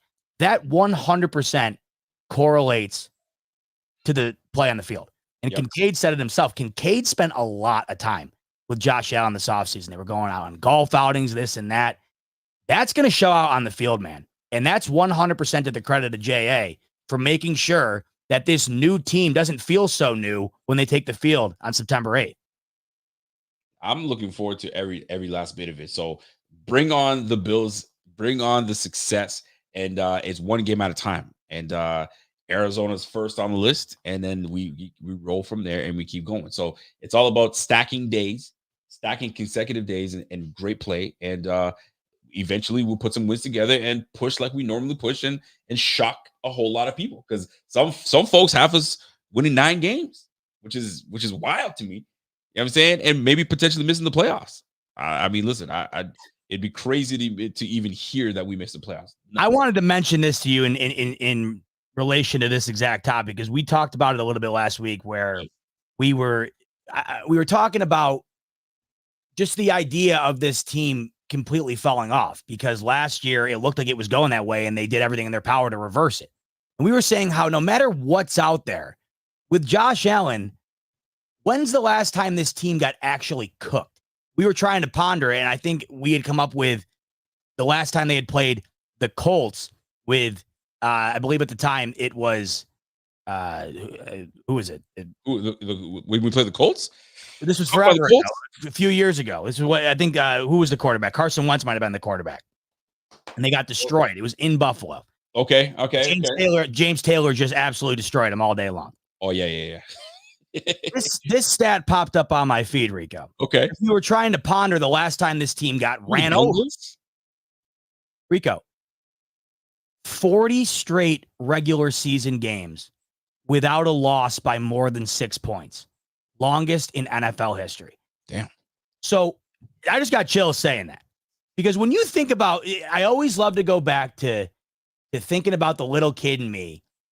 I mean, that would, even if the Bills lost every single one of those games, all 40 games, and it wasn't by 6 points, growing up, that would have been an improvement from what I watched coming up. And this is just an afterthought. 40 games. Even when they lose, Rico, it's always close. It's by the skin of their teeth every single time. So this goes back to the point that you were just kind of saying, and that's some people out there got them winning 9 games. Yep. I don't know. Once again, outside of you just saying, "Oh, Trey White, who's barely played a snap in 2 years, he's not on the team." You know, Stephon Diggs is gone. Next to no production in the second half of the year last year, where they won damn near every game. Unless you're coming up with all that, right? That's everybody's talking points. Yep. Nobody's talking about the fact that this team, no matter who the hell is out there or who's doing what, win, lose, or draw, they have been the most competitive team. You can almost argue in NFL history, the way you're looking at this. Doesn't mean they're the best team. We're talking about it from a competitive perspective. This team, no matter who they're playing, no matter where it is, no matter what time of day it is, it's a dogfight to the last minute of the game.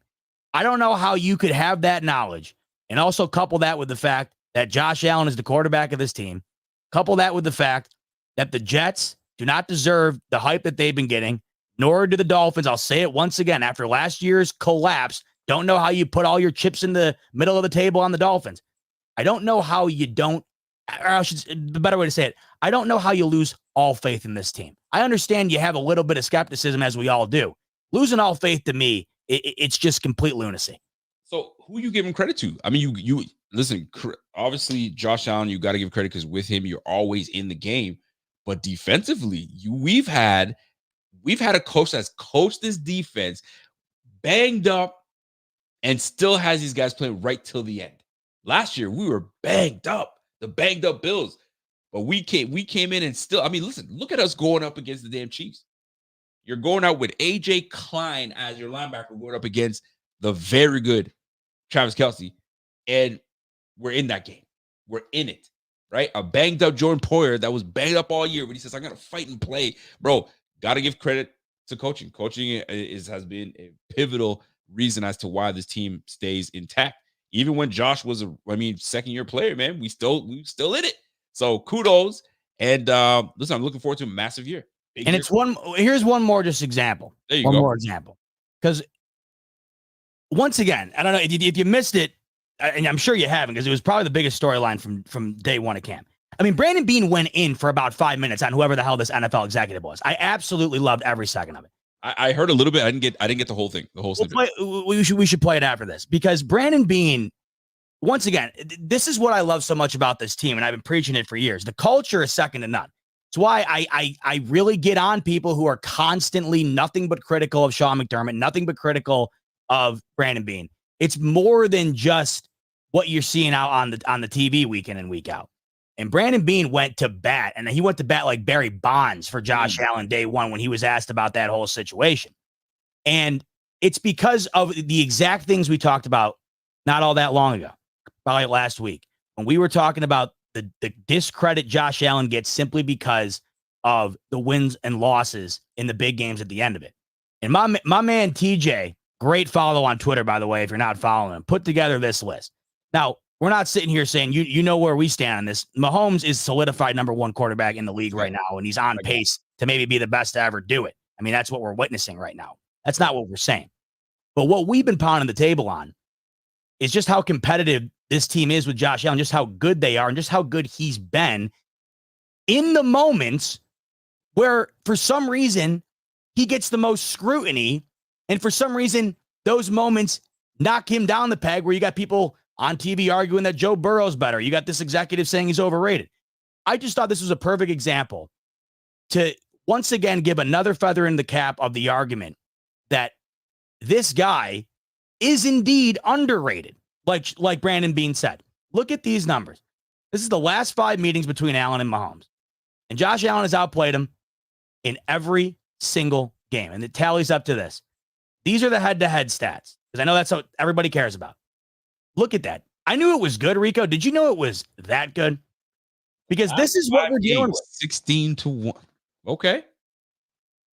That's so once again, the criticism, it pretty much stems from nothing. And you have to get to a point, I feel like, if you're one of these people, where you just have to say, I don't like the guy. I just don't like the guy. That's what it all comes down to. Because I don't know what you're standing on. That's why I loved what Brandon Beane had to say the other day. And he flat out said it. You know, there's a lot of idiots out there. And damn, was he right. Because if you think that Josh Allen is overrated, you are an idiot. So let me ask you this. Why do you think players, maybe fans, whoever, why is it that Josh gets this hate? What is it about him? It's not like he's got, like, you know, that punchable face where you're like, I don't like that. I just don't like his face. Right. Nice guy. Good looking kid. Right. And all you see him is involved in funny, lighthearted things. He's not an a-hole. He's not doing any of that stuff. Why the hate on Josh Allen? Why do you think fans hate him, or they hate on him? I don't hate him. They hate on him. Why is it? What comes to mind when you think of that? Because I can't pinpoint it. I think I know the exact reason, outside of course, just blatantly hating him for the reason. For what? The fact that you just hate him. I mean, outside of that, the reason I think he gets so much hate. Hold on. And before you do, it's Buffalo. How do you hate Buffalo?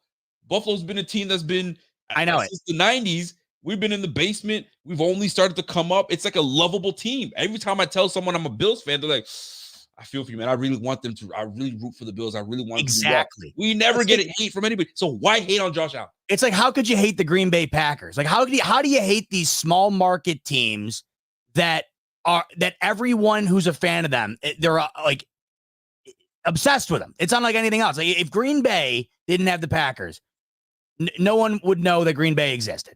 And in Buffalo would just be another semi-large city in New York if it weren't for the Buffalo Bills. It's just the facts.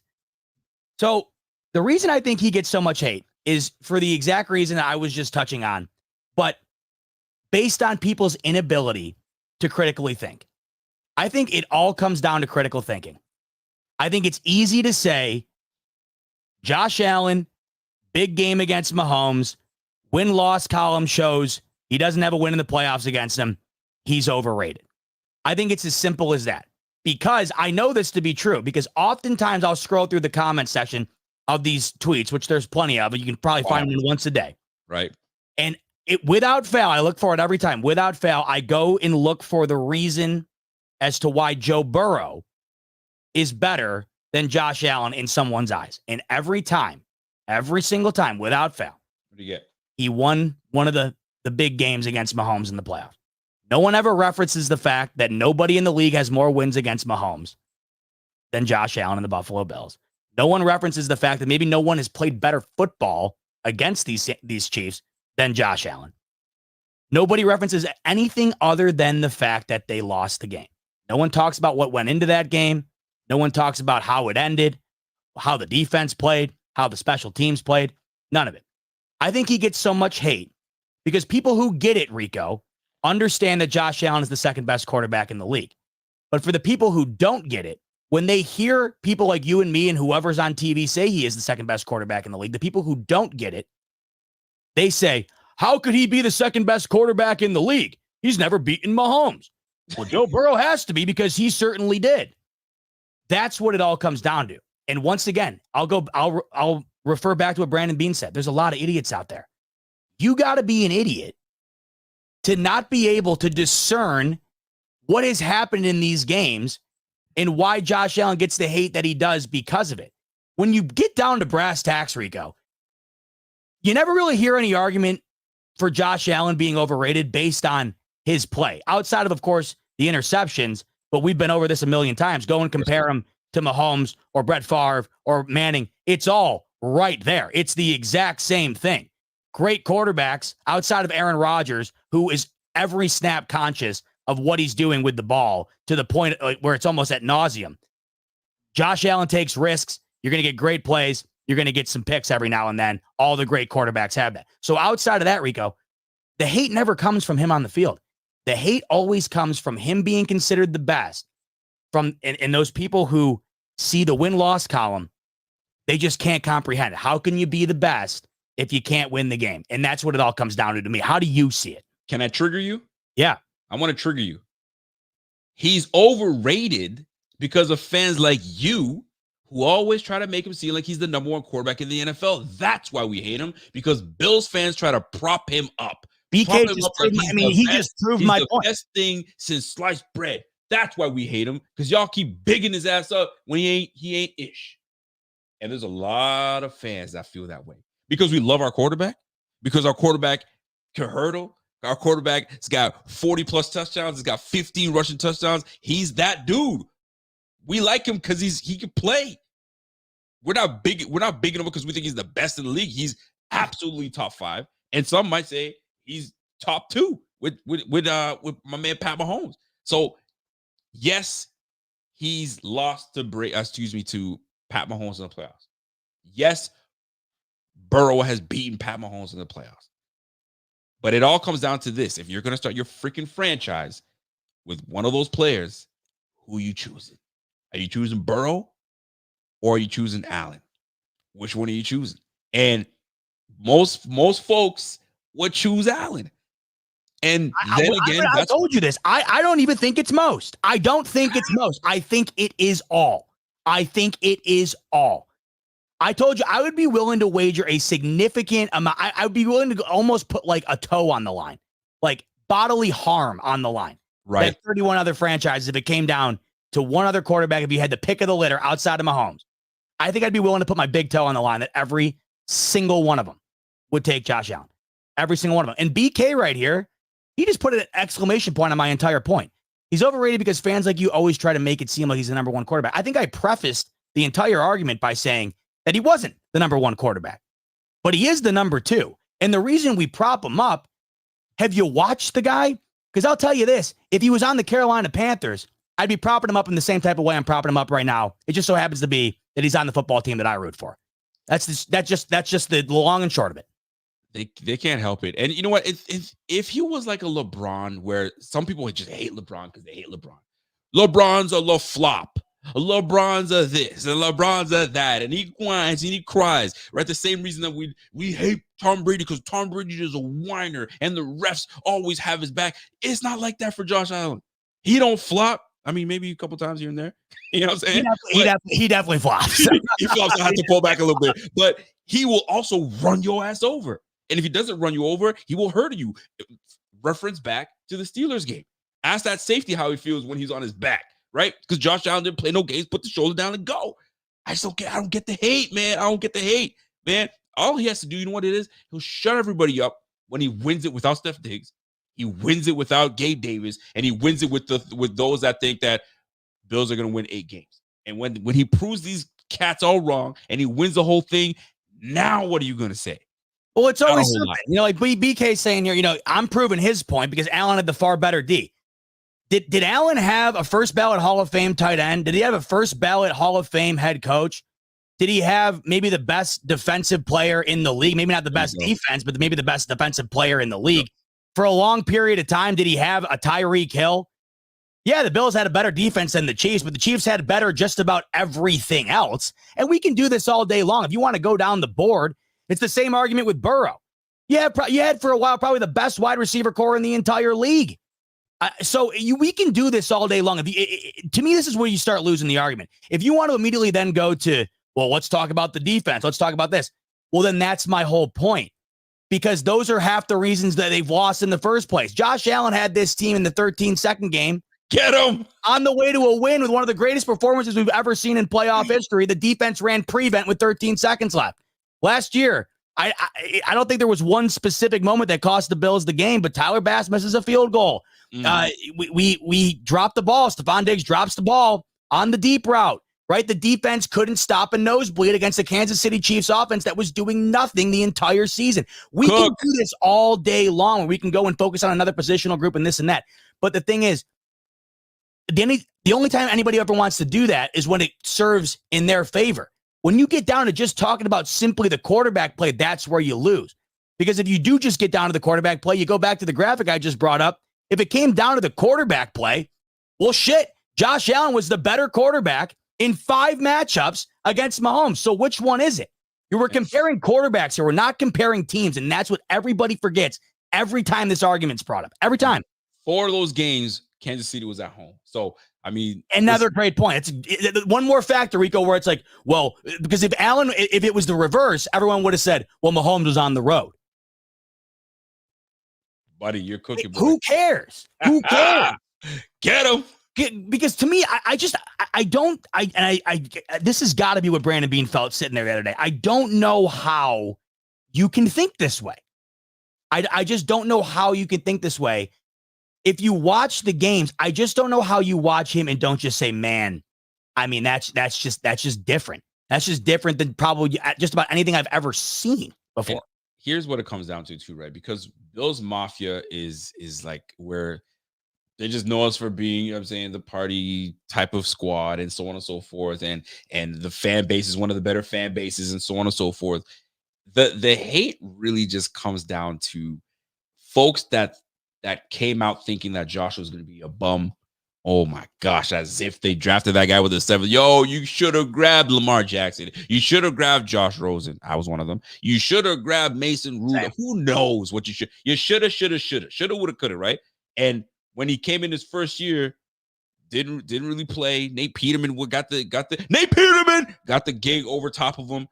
So like it was already like he can't hit the wide side of a barn. There was a lot of hate, inaccuracy. He's just a gimmick quarterback. So he's proven a lot of those people wrong. They still want to stay in that boat. But fam, he's sunk that boat. He's no longer in that boat. He's on a yacht right now. He's chilling. He just needs his Super Bowl. Then he'll shut everybody up. It's okay to just say, yo, you know what? I was wrong, man. This guy's a baller. But some of these folks don't want to admit that. They still want to just hate on him for no reason. There's not a legitimate reason to hate on the man. They just don't like him.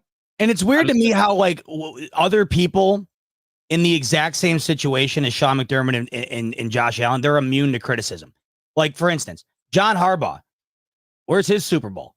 Immune to criticism. Immune. Lamar Jackson, 2 MVPs. Where's his AFC? Where's anything in the playoffs? He right? Does get some scrutiny, though. Lamar does. It's just started. You're right. It has just started. Mm-hmm. And then the other one I bring up all the time, Kyle Shanahan. Where's the criticism? Yep. Best quarterback, best coach in the league. Where's the criticism? So that's the other thing that pisses me off too when it comes down to this is that some guys that are in the exact same situation, they're like immune to criticism over the same reasons that Josh Allen seems to get all the criticism. So once again, and you just mentioned it, and it goes back to one more reason why I just think this year it's got the potential to be special for him. There's no more, well, he had Diggs, this and that. It's J.A. and a bunch of guys that are going to be as good as he takes them. And that's why, man, this year will prove a lot in the writing of Josh Allen's legacy in my mind.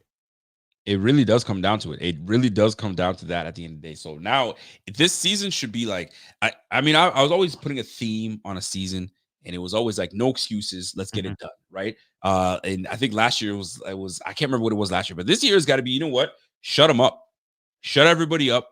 And let's get that 5th AFC damn championship. Golly, there's another one, man. 4 straight AFC championships, and they still talking junk.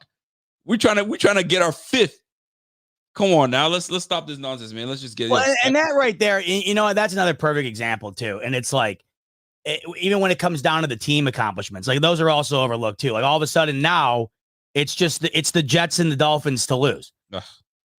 Like no one even references the fact. Well, people do. It's just the people that don't, once again, fall in that boat of just zero critical thinking when it comes to what they're talking about. Like I don't know how you can think that this team is just primed to get dethroned already because of Rodgers being back and Tyreek Hill. I mean, I'll see it when I see it. We'll see when we see it. And it's the division. Division games are really tough. We know. Listen, it's not like you got a new coach with the Jets. Robert Saleh is still there. Yep. All right. You ain't got a new coach with the Dolphins. McDaniels is still there. You got yourself a new coach in New England, but that's a team that's restarting. They don't got Bill Belichick. They don't have all that. So they're rebuilding. So, I mean, listen, listen, man, this season can't get started soon enough, man. We got some breaking news here on Rico and Bot in the afternoon. Break it. Folks, we've been asking for it. I don't know if Dolphins fans have been asking for it, but I personally have. Tua Tagovailoa is here to stay. Tua Tagovailoa has been extended by the Miami Dolphins. According to Adam Schefter, Tua Tagovailoa is signing a 4-year, $212.4 million extension. Woo-hoo! Ian Rappaport saying the same. At long last, Miami's franchise QB is paid like it. I want to look through here and see where that ranks. I don't have the numbers off the top of my head, but where does that rank?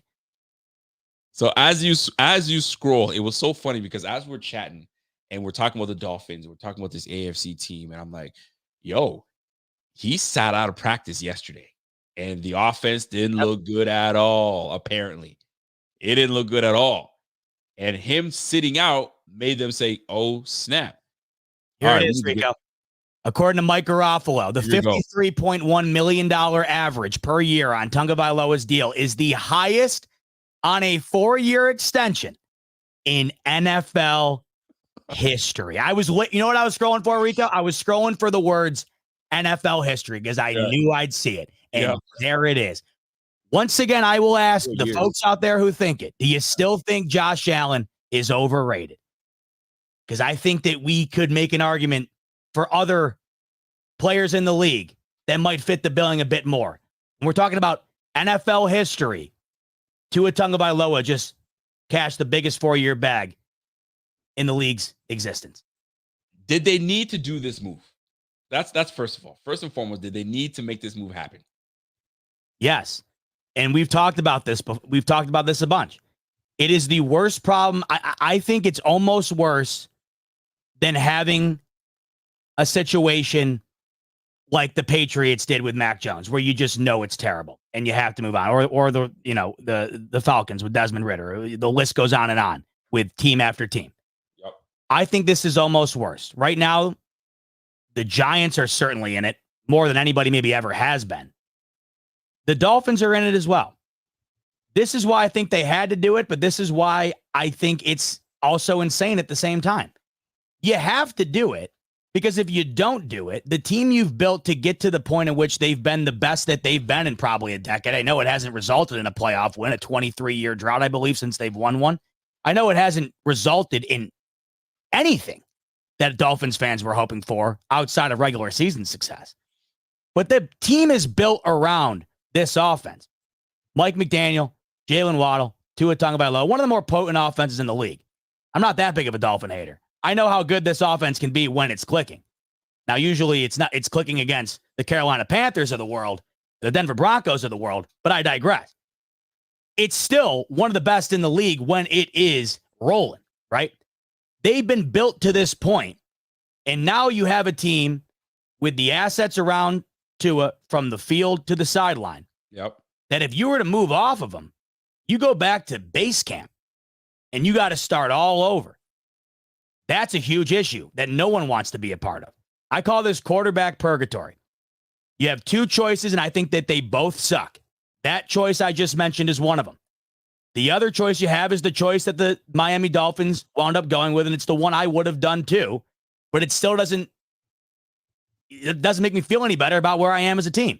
You pretty much sign yourself up for mediocrity for at least the next 4 years because you have been proven that Tua in the biggest moments, and maybe he can reverse this, we'll see, but it has been proven time and time again that Tua, unlike Josh Allen, in the big moments, they might lose the game. Josh Allen certainly didn't contribute to it. Tua has contributed to it, and they have not won anything. And you are now signing up for that again for 4 years with a historic bag.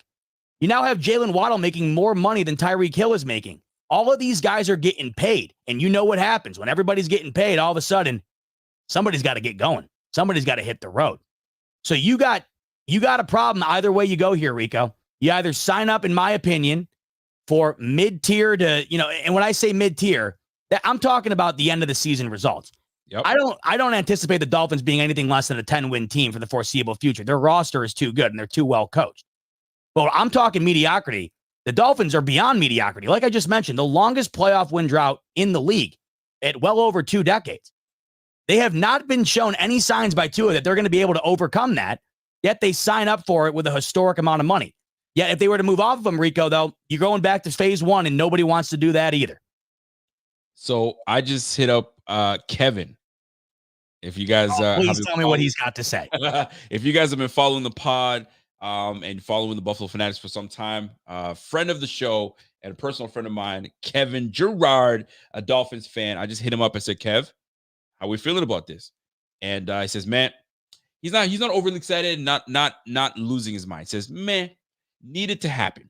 You're going to hear some big numbers, but the main one is he's guaranteed about 41 per year. That's what he's saying. I think it's 167 total. There you go. So it's really 212 it sounds great and all, but it's really what, 40 mil a year? He's getting Daniel Jones numbers. Daniel Jones is getting 40 mil a year. So if that's what it's coming down to, 41 per year, I mean, that's not a bad deal at all. That's not a bad deal at all for Miami. And they get their quarterback. But I mean, does it hinder them? I'm sure they constructed this contract where it doesn't hinder them from making moves and getting pieces. The thing is, Rico, I guess the question is your definition of what hindrance means. I don't think it hinders them from being exactly what they've been. But think about it. If you're right now, we're as big a Bills fans as there are. Are you sitting here right now saying, man, can't believe we got to face Tua for 4 more years? Or are you sitting here saying, all right? In my opinion, if the other fan base is saying, all right, because imagine the field day that the Jets, Patriots, and Dolphins fan base would have if the Bills didn't re-sign Josh Allen for some insane reason. And imagine the fear that gets instilled in them when the extensions get signed and they know they got to face him again. There's levels to this. So I think when you're talking about the hindrance, no, it doesn't hinder them from what they've been. They're still going to be a good football team. But are they going to be the cream of the crop up at the top with who's been there, the Ravens, the Dolphins, the Bills, the Chiefs? Don't see it. Well, listen, my man Walter always keeps people in check and keep things in perspective. He goes, hey, you can pay Tua all you want. That's a great point. Daniel Jones won himself a playoff game. Has Tua? So you paying this brother all that money, you haven't got yourself out of the playoffs yet. So there's a lot of pressure on. And you know what? And this is a situation where I'll say, Jerry Jones has been getting cooked lately. I kind of give him a little bit of credit for waiting out here on Dak. And did you see what Dak had to say? Dak's playing hardball. Dak was talking about, there was a time where I thought Dak said to the media, I don't want to misquote him, so I'm going to just kind of like, what's the term? Ad lib. Essentially. As you look that up, Walter says, judging by the confetti I'm cleaning up, I'm thinking I'm taking this Tua news fairly well. So Dak, Walter, you a fool. Dak is in the same situation as Tua is, where he's up for an extension, and now, and Dak has the right to play hardball. Well, that's the argument I would say here. Is, to me, Dak is a better Tua Tagovailoa. To me, Dak is another one of those quarterbacks. It is impossible in my mind to see him hoisting a Lombardi trophy. I cannot picture it. And Dak Prescott, when talking about getting this contract situation figured out, he essentially said that there could come a day where he will be with another team because he saw Brady do it. He saw the best of the game do it. Rodgers do it. He was essentially telling the media that he is prepared to leave this team.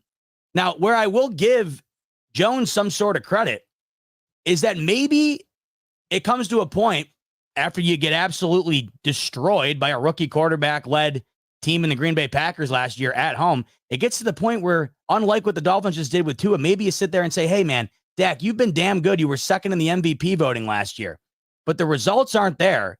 And in the playoffs, it's not like you're contributing to us getting there and we're just losing by the skin of our teeth. You're really not doing much at all to propel us in the biggest moments. And he hasn't gotten paid yet. Mm-hmm. There's ways to look at this. And I don't know if one way is wrong and one way is right. It's a tough spot to be in, though. I'll say that. Everybody's looking for who's getting paid next, right? I mean, who's the next quarterback to get paid? Brock Purdy. Brock Purdy is going to be a quarterback. That's a great example. He's going to summon a lot of money.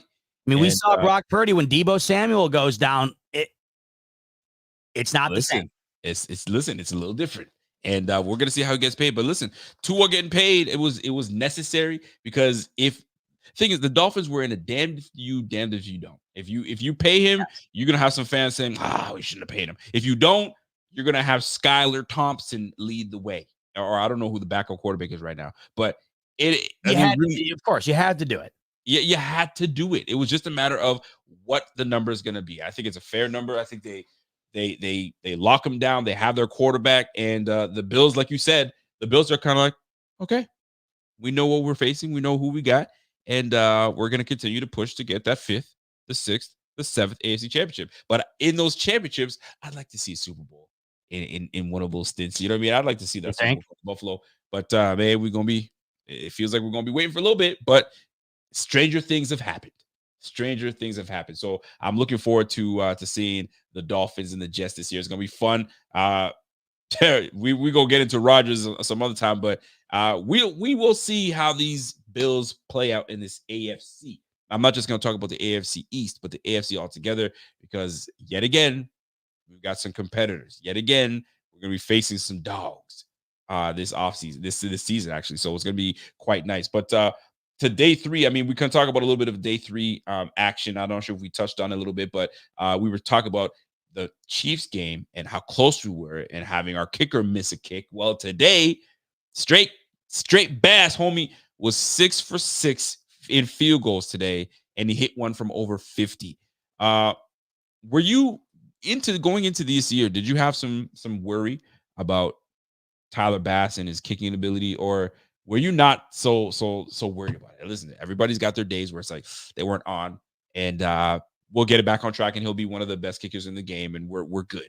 Or did you go into the season saying, I don't know, bro, I don't know about this new buck because he got paid and he's not I want him to be more efficient in crunch time and down the stretch, and near the end of the season he wasn't as potent as we want him to be. 6 for 6, 1 for 50. Feel good about that? Or are you still kind of wait till we get to preseason, wait till we get to regular season, then I'll tell you? You definitely had to have some sort of concern, right? Because it was the worst year he had in his career last year, percentage-wise. Great to see him. Yeah, I think he made every kick that he took this practice today, and I think he nailed one from 50 as well. Yep. Once again, the Bills are in a situation, they don't even have a backup field goal kicker as it stands right now, I don't believe. And They already have paid Bass, and he has shown that he can be a damn good kicker. This, to me, is a feeling out thing going into the season. It's going to be one of the bigger things I look for early on. Because as we talked about a little bit earlier, these Bills play in close game after close game after close game. It's going to be critical for Tyler Bass to have a better year than he did last year. I'm not out on Tyler Bass by any means. Good. But he's got to prove himself early this year. He's got to be able to put in the rear view what happened in the Chiefs game. We know he's got the capability of doing it. It's going to be a big year for Tyler Bass. I think it's a huge prove-it year for TB. How do you feel? Listen, man, at the end of the day, what it comes down to is execution.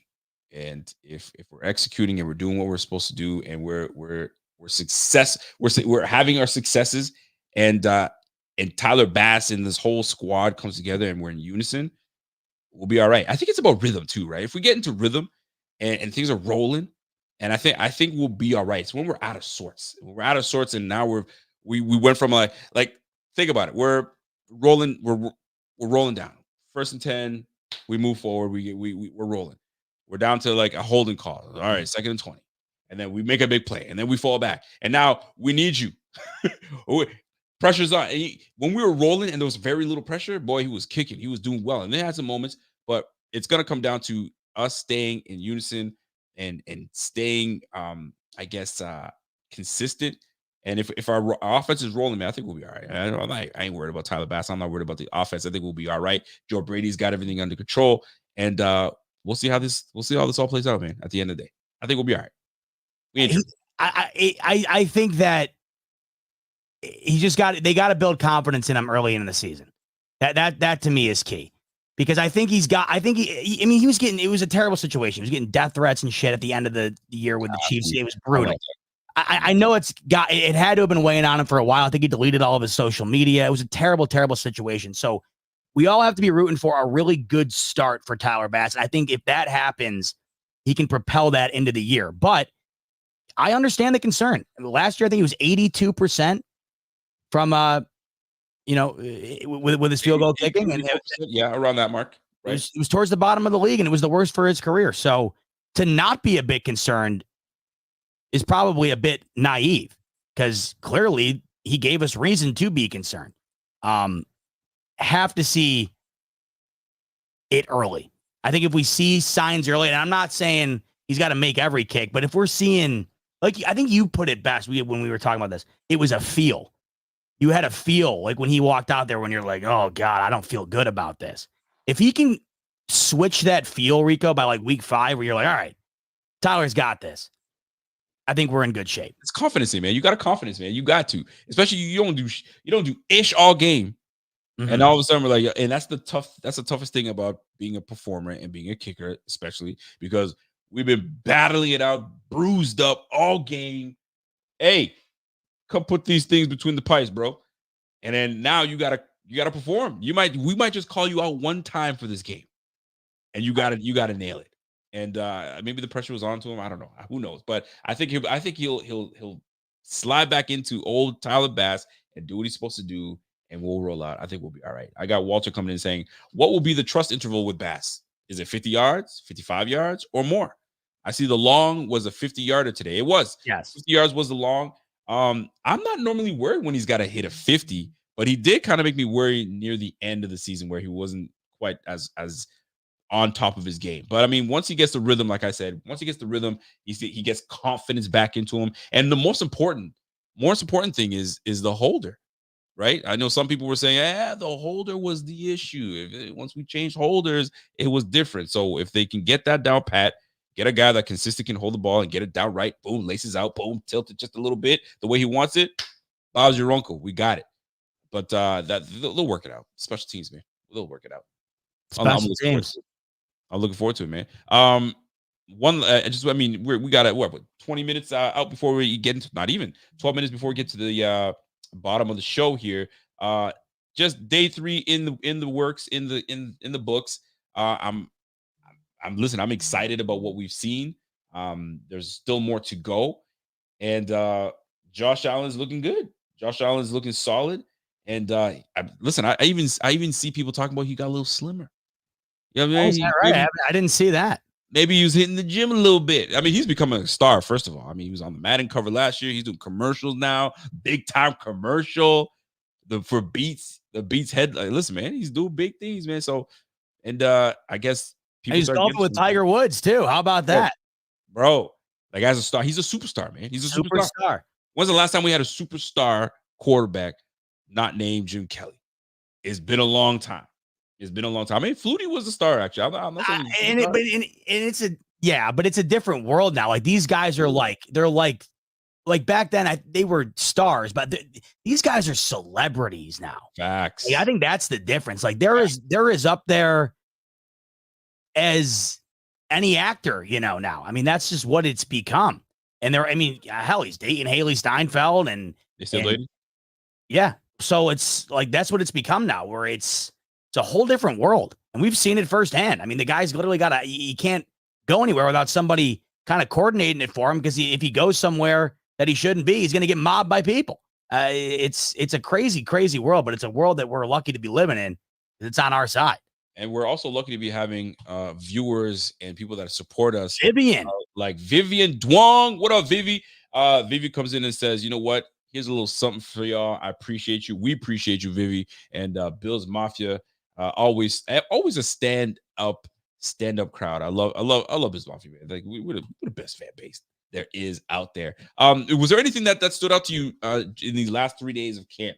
And something that you loved, something you hated? Something that's being talked about right now amongst everybody else in the chat. If we haven't hit on something in the chat, let me know. I got one more topic that I want to hit that I'm passionate about, and then we can kind of let this show get into the weekend. But was anything that stood out to you? I think what just stood out to me the most was that it seemed overwhelmingly positive. The other thing I thought was cool too is that they've been celebrating every touchdown they score, like full on. They've been like getting into the end zone and like doing dances and stuff. I think it's a really good sign of a new look team coming together. I've been seeing a lot of good signs early on here of a team with a lot of fresh faces really seeming like they're not. And I think that's going to translate right out onto the field. So one of my biggest concerns going into this was just how different things would look with these new guys. Right off the bat, though, Rico, it feels really comfortable. And I think that's not something that was guaranteed. So super excited about the early look that we've gotten here. I like it. Here's a quick question for you. I need a yes or no. Does Babbage call defensive plays this year? So McDermott was asked about it. He didn't give a straight answer, and he was right. He basically said there's no advantage for me telling anybody what I'm planning on doing right now. Exactly. I am fine with whatever McDermott decides, because I think if he calls the plays, we know he's damn good at doing it. It's the best thing it's why he's a head coach in the first place. Yep. And if Babbage winds up getting the role, then I have full confidence in McDermott's ability to delegate that role to somebody that he trusts enough to do it. Yes. So to me, Rico, it's honestly neither here nor there. Because one, even if Babbage is calling it, there's no way McDermott's not going to have his spoon in the pot. I also think it can take some pressure off of McDermott in maybe situations that there was more on him last year, simply not having one at all. I would imagine to some degree, Rico, whether it's full play calling or not, Babbage will be calling some of the plays. I think what the plan should be, it might be, I think some of the load will be taken off, but not all of it. I think it's going to be a joint effort. And like I said, McDermott is one of the best defensive coaches in the entire league. Facts. Going away. Yep. And if he has a guy on his staff that he's confident enough to be able to go and call those plays alongside of him or in full, fine by me. I wouldn't trust anybody more to make that decision than him. My man Bill's fan 7883 says, "What's an all-white party? An all-white party is when only white people show up to the party and there's no black folks, and there's two white folks at the gate that don't allow black folks to get in.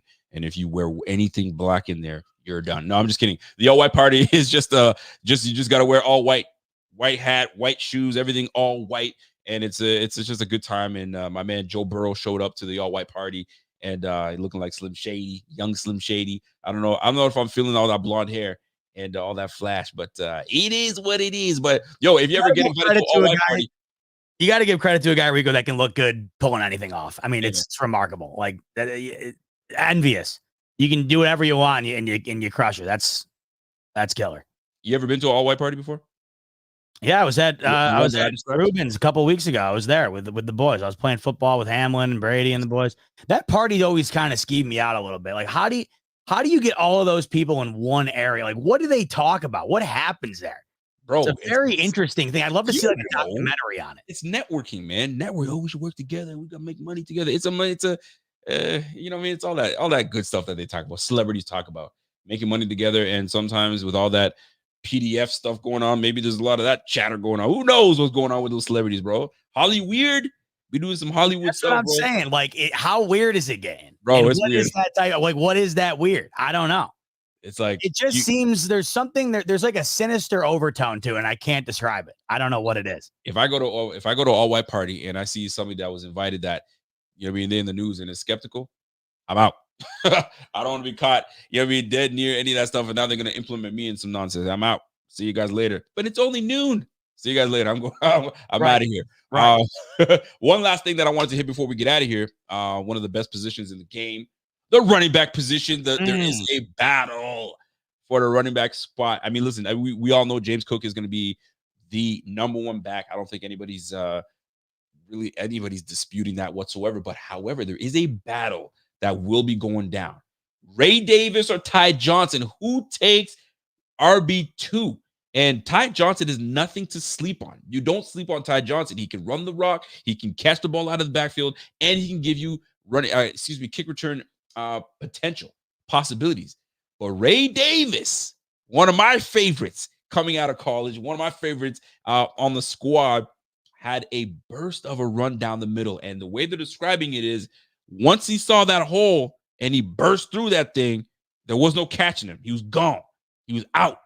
You know what I'm saying? If I'm even, there's a saying, if I'm even, I'm leaving. You ain't catching me. I'm gone. And listen, Ray Davis is going to be something special. I mean, I like both Ty Johnson. I'm a big fan of Ty Johnson, and I love Ray Davis. I have a little bit more love because I've been following this guy, and I just love everything about him. So if he takes that RB2 spot, bro, we're in great position no matter what. No matter if it's Ty Johnson or Ray Davis, but Ray Davis is something about Ray Davis that can catch very well out of the backfield. And what's really nice is, he can pass block. So you're going to see him on the field, whether it's protecting Josh Allen or because they know he can protect, he can catch the ball out of the backfield and is danger. So I'm looking forward to seeing Ray Davis really do big things. So RB2, are we looking at Ray Davis taking over? We'll see. It's all going to come down to preseason. And I'm actually looking forward to preseason. I don't know about you. Preseason, I'm like, most times it's preseason, whatever. Nah, bro, we watching that bitch. Yeah, with a team this new, the preseason matters for sure. Man. Can't wait. And by the way, not for nothing, Trubisky, I guess, has been looking pretty good too. So we're gonna watch a little of him. Yo, Biscuit's throwing dimes, man. So listen, I'm all for it. This preseason is gonna tell us a lot, man. But once we get into the pads and the pads start coming on, that's when we start, seeing. I can't wait. Mac Hollins, is the hype really that real, or are we are we making too much of it? Is Keon Coleman gonna do big things, or the pads change things up? You know what I'm saying? Pressure, when the pressure starts hitting Josh Allen and starts getting him and getting off his mark, is he gonna be as potent? We'll see, man. That's why the pads come in. It's all nice when you're in shorts and stuff, and it's beautiful, and I'll take it. But once the pads come on, it's a different ball game. But hey, man, that's where we're at this point. Anything to hit before we get out of here? A lot of great stuff. Very exciting. And we're only going to get to know more and more here as the days goes on. So looking forward to this time next week, breaking it down even further. And man, we are getting there. I think, what did I look at earlier? We're like 41, 2, 3. We're 44 days away, I think, today from Bills football. And August 10th, which is the first preseason game, that is 2 weeks from tomorrow, man. So Absolutely. It is here, and we're looking forward to getting into it with you guys, man. I mean, that's why today was so fun. We finally had actual football to talk about, and that's what it's going to be until February, folks. It's here. It's here. It is here. So listen, folks, Bills Mafia. Listen, Buffalo Fanatics, we appreciate y'all.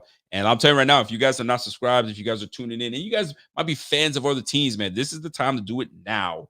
Get subscribed, get it all going, because once the season gets underway, boy, it's gonna be fire. We're gonna be looking forward to it. So it's gonna be me and Z-Bot holding it down and doing big things, man. So look out. How many games are you gonna try to hit up this year? Oh, that's a good question. The Jets game down here for sure. And then I think the games I'll definitely try to get back home for are the Chiefs and the Niners games. Those two are definitely ones I want to get to. In particular, that Niners game, because the Niners only come to Buffalo every so often. So they're about as good as it gets. I'd love to see that game. If you guys have not seen any of the stuff, if you guys are new to the channel, if you guys have not seen us go live when the season is going, especially when it's post game, when I'm heated, and then the Monday when Z-Bot comes in and just totally in his feelings, bro, I love it. Whether he's in his feelings for great reasons or in his feelings for when the team is just didn't give us the performance that we needed. He is box feelings office. Nonetheless, right?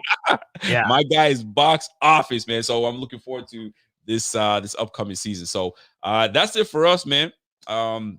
Great 2-hour sesh and 3 days of camp in the books. If we missed anything, obviously we're gonna hit it up again next week when camp regains and restarts. And I think they're gonna be pads next week or the week. I think they're pads next week. So shoot, we gonna get. They gotta be because the preseason game's right after. So we gonna get this shit cracking, boy. That's what it is, man. So oh baby.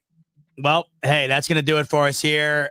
Friday, last Friday of July. Next time we see it, it'll be officially August. And folks, you know what that means. Fall is right around the corner, and so is ball. We appreciate you tuning in today. 3 days of camp are in the books.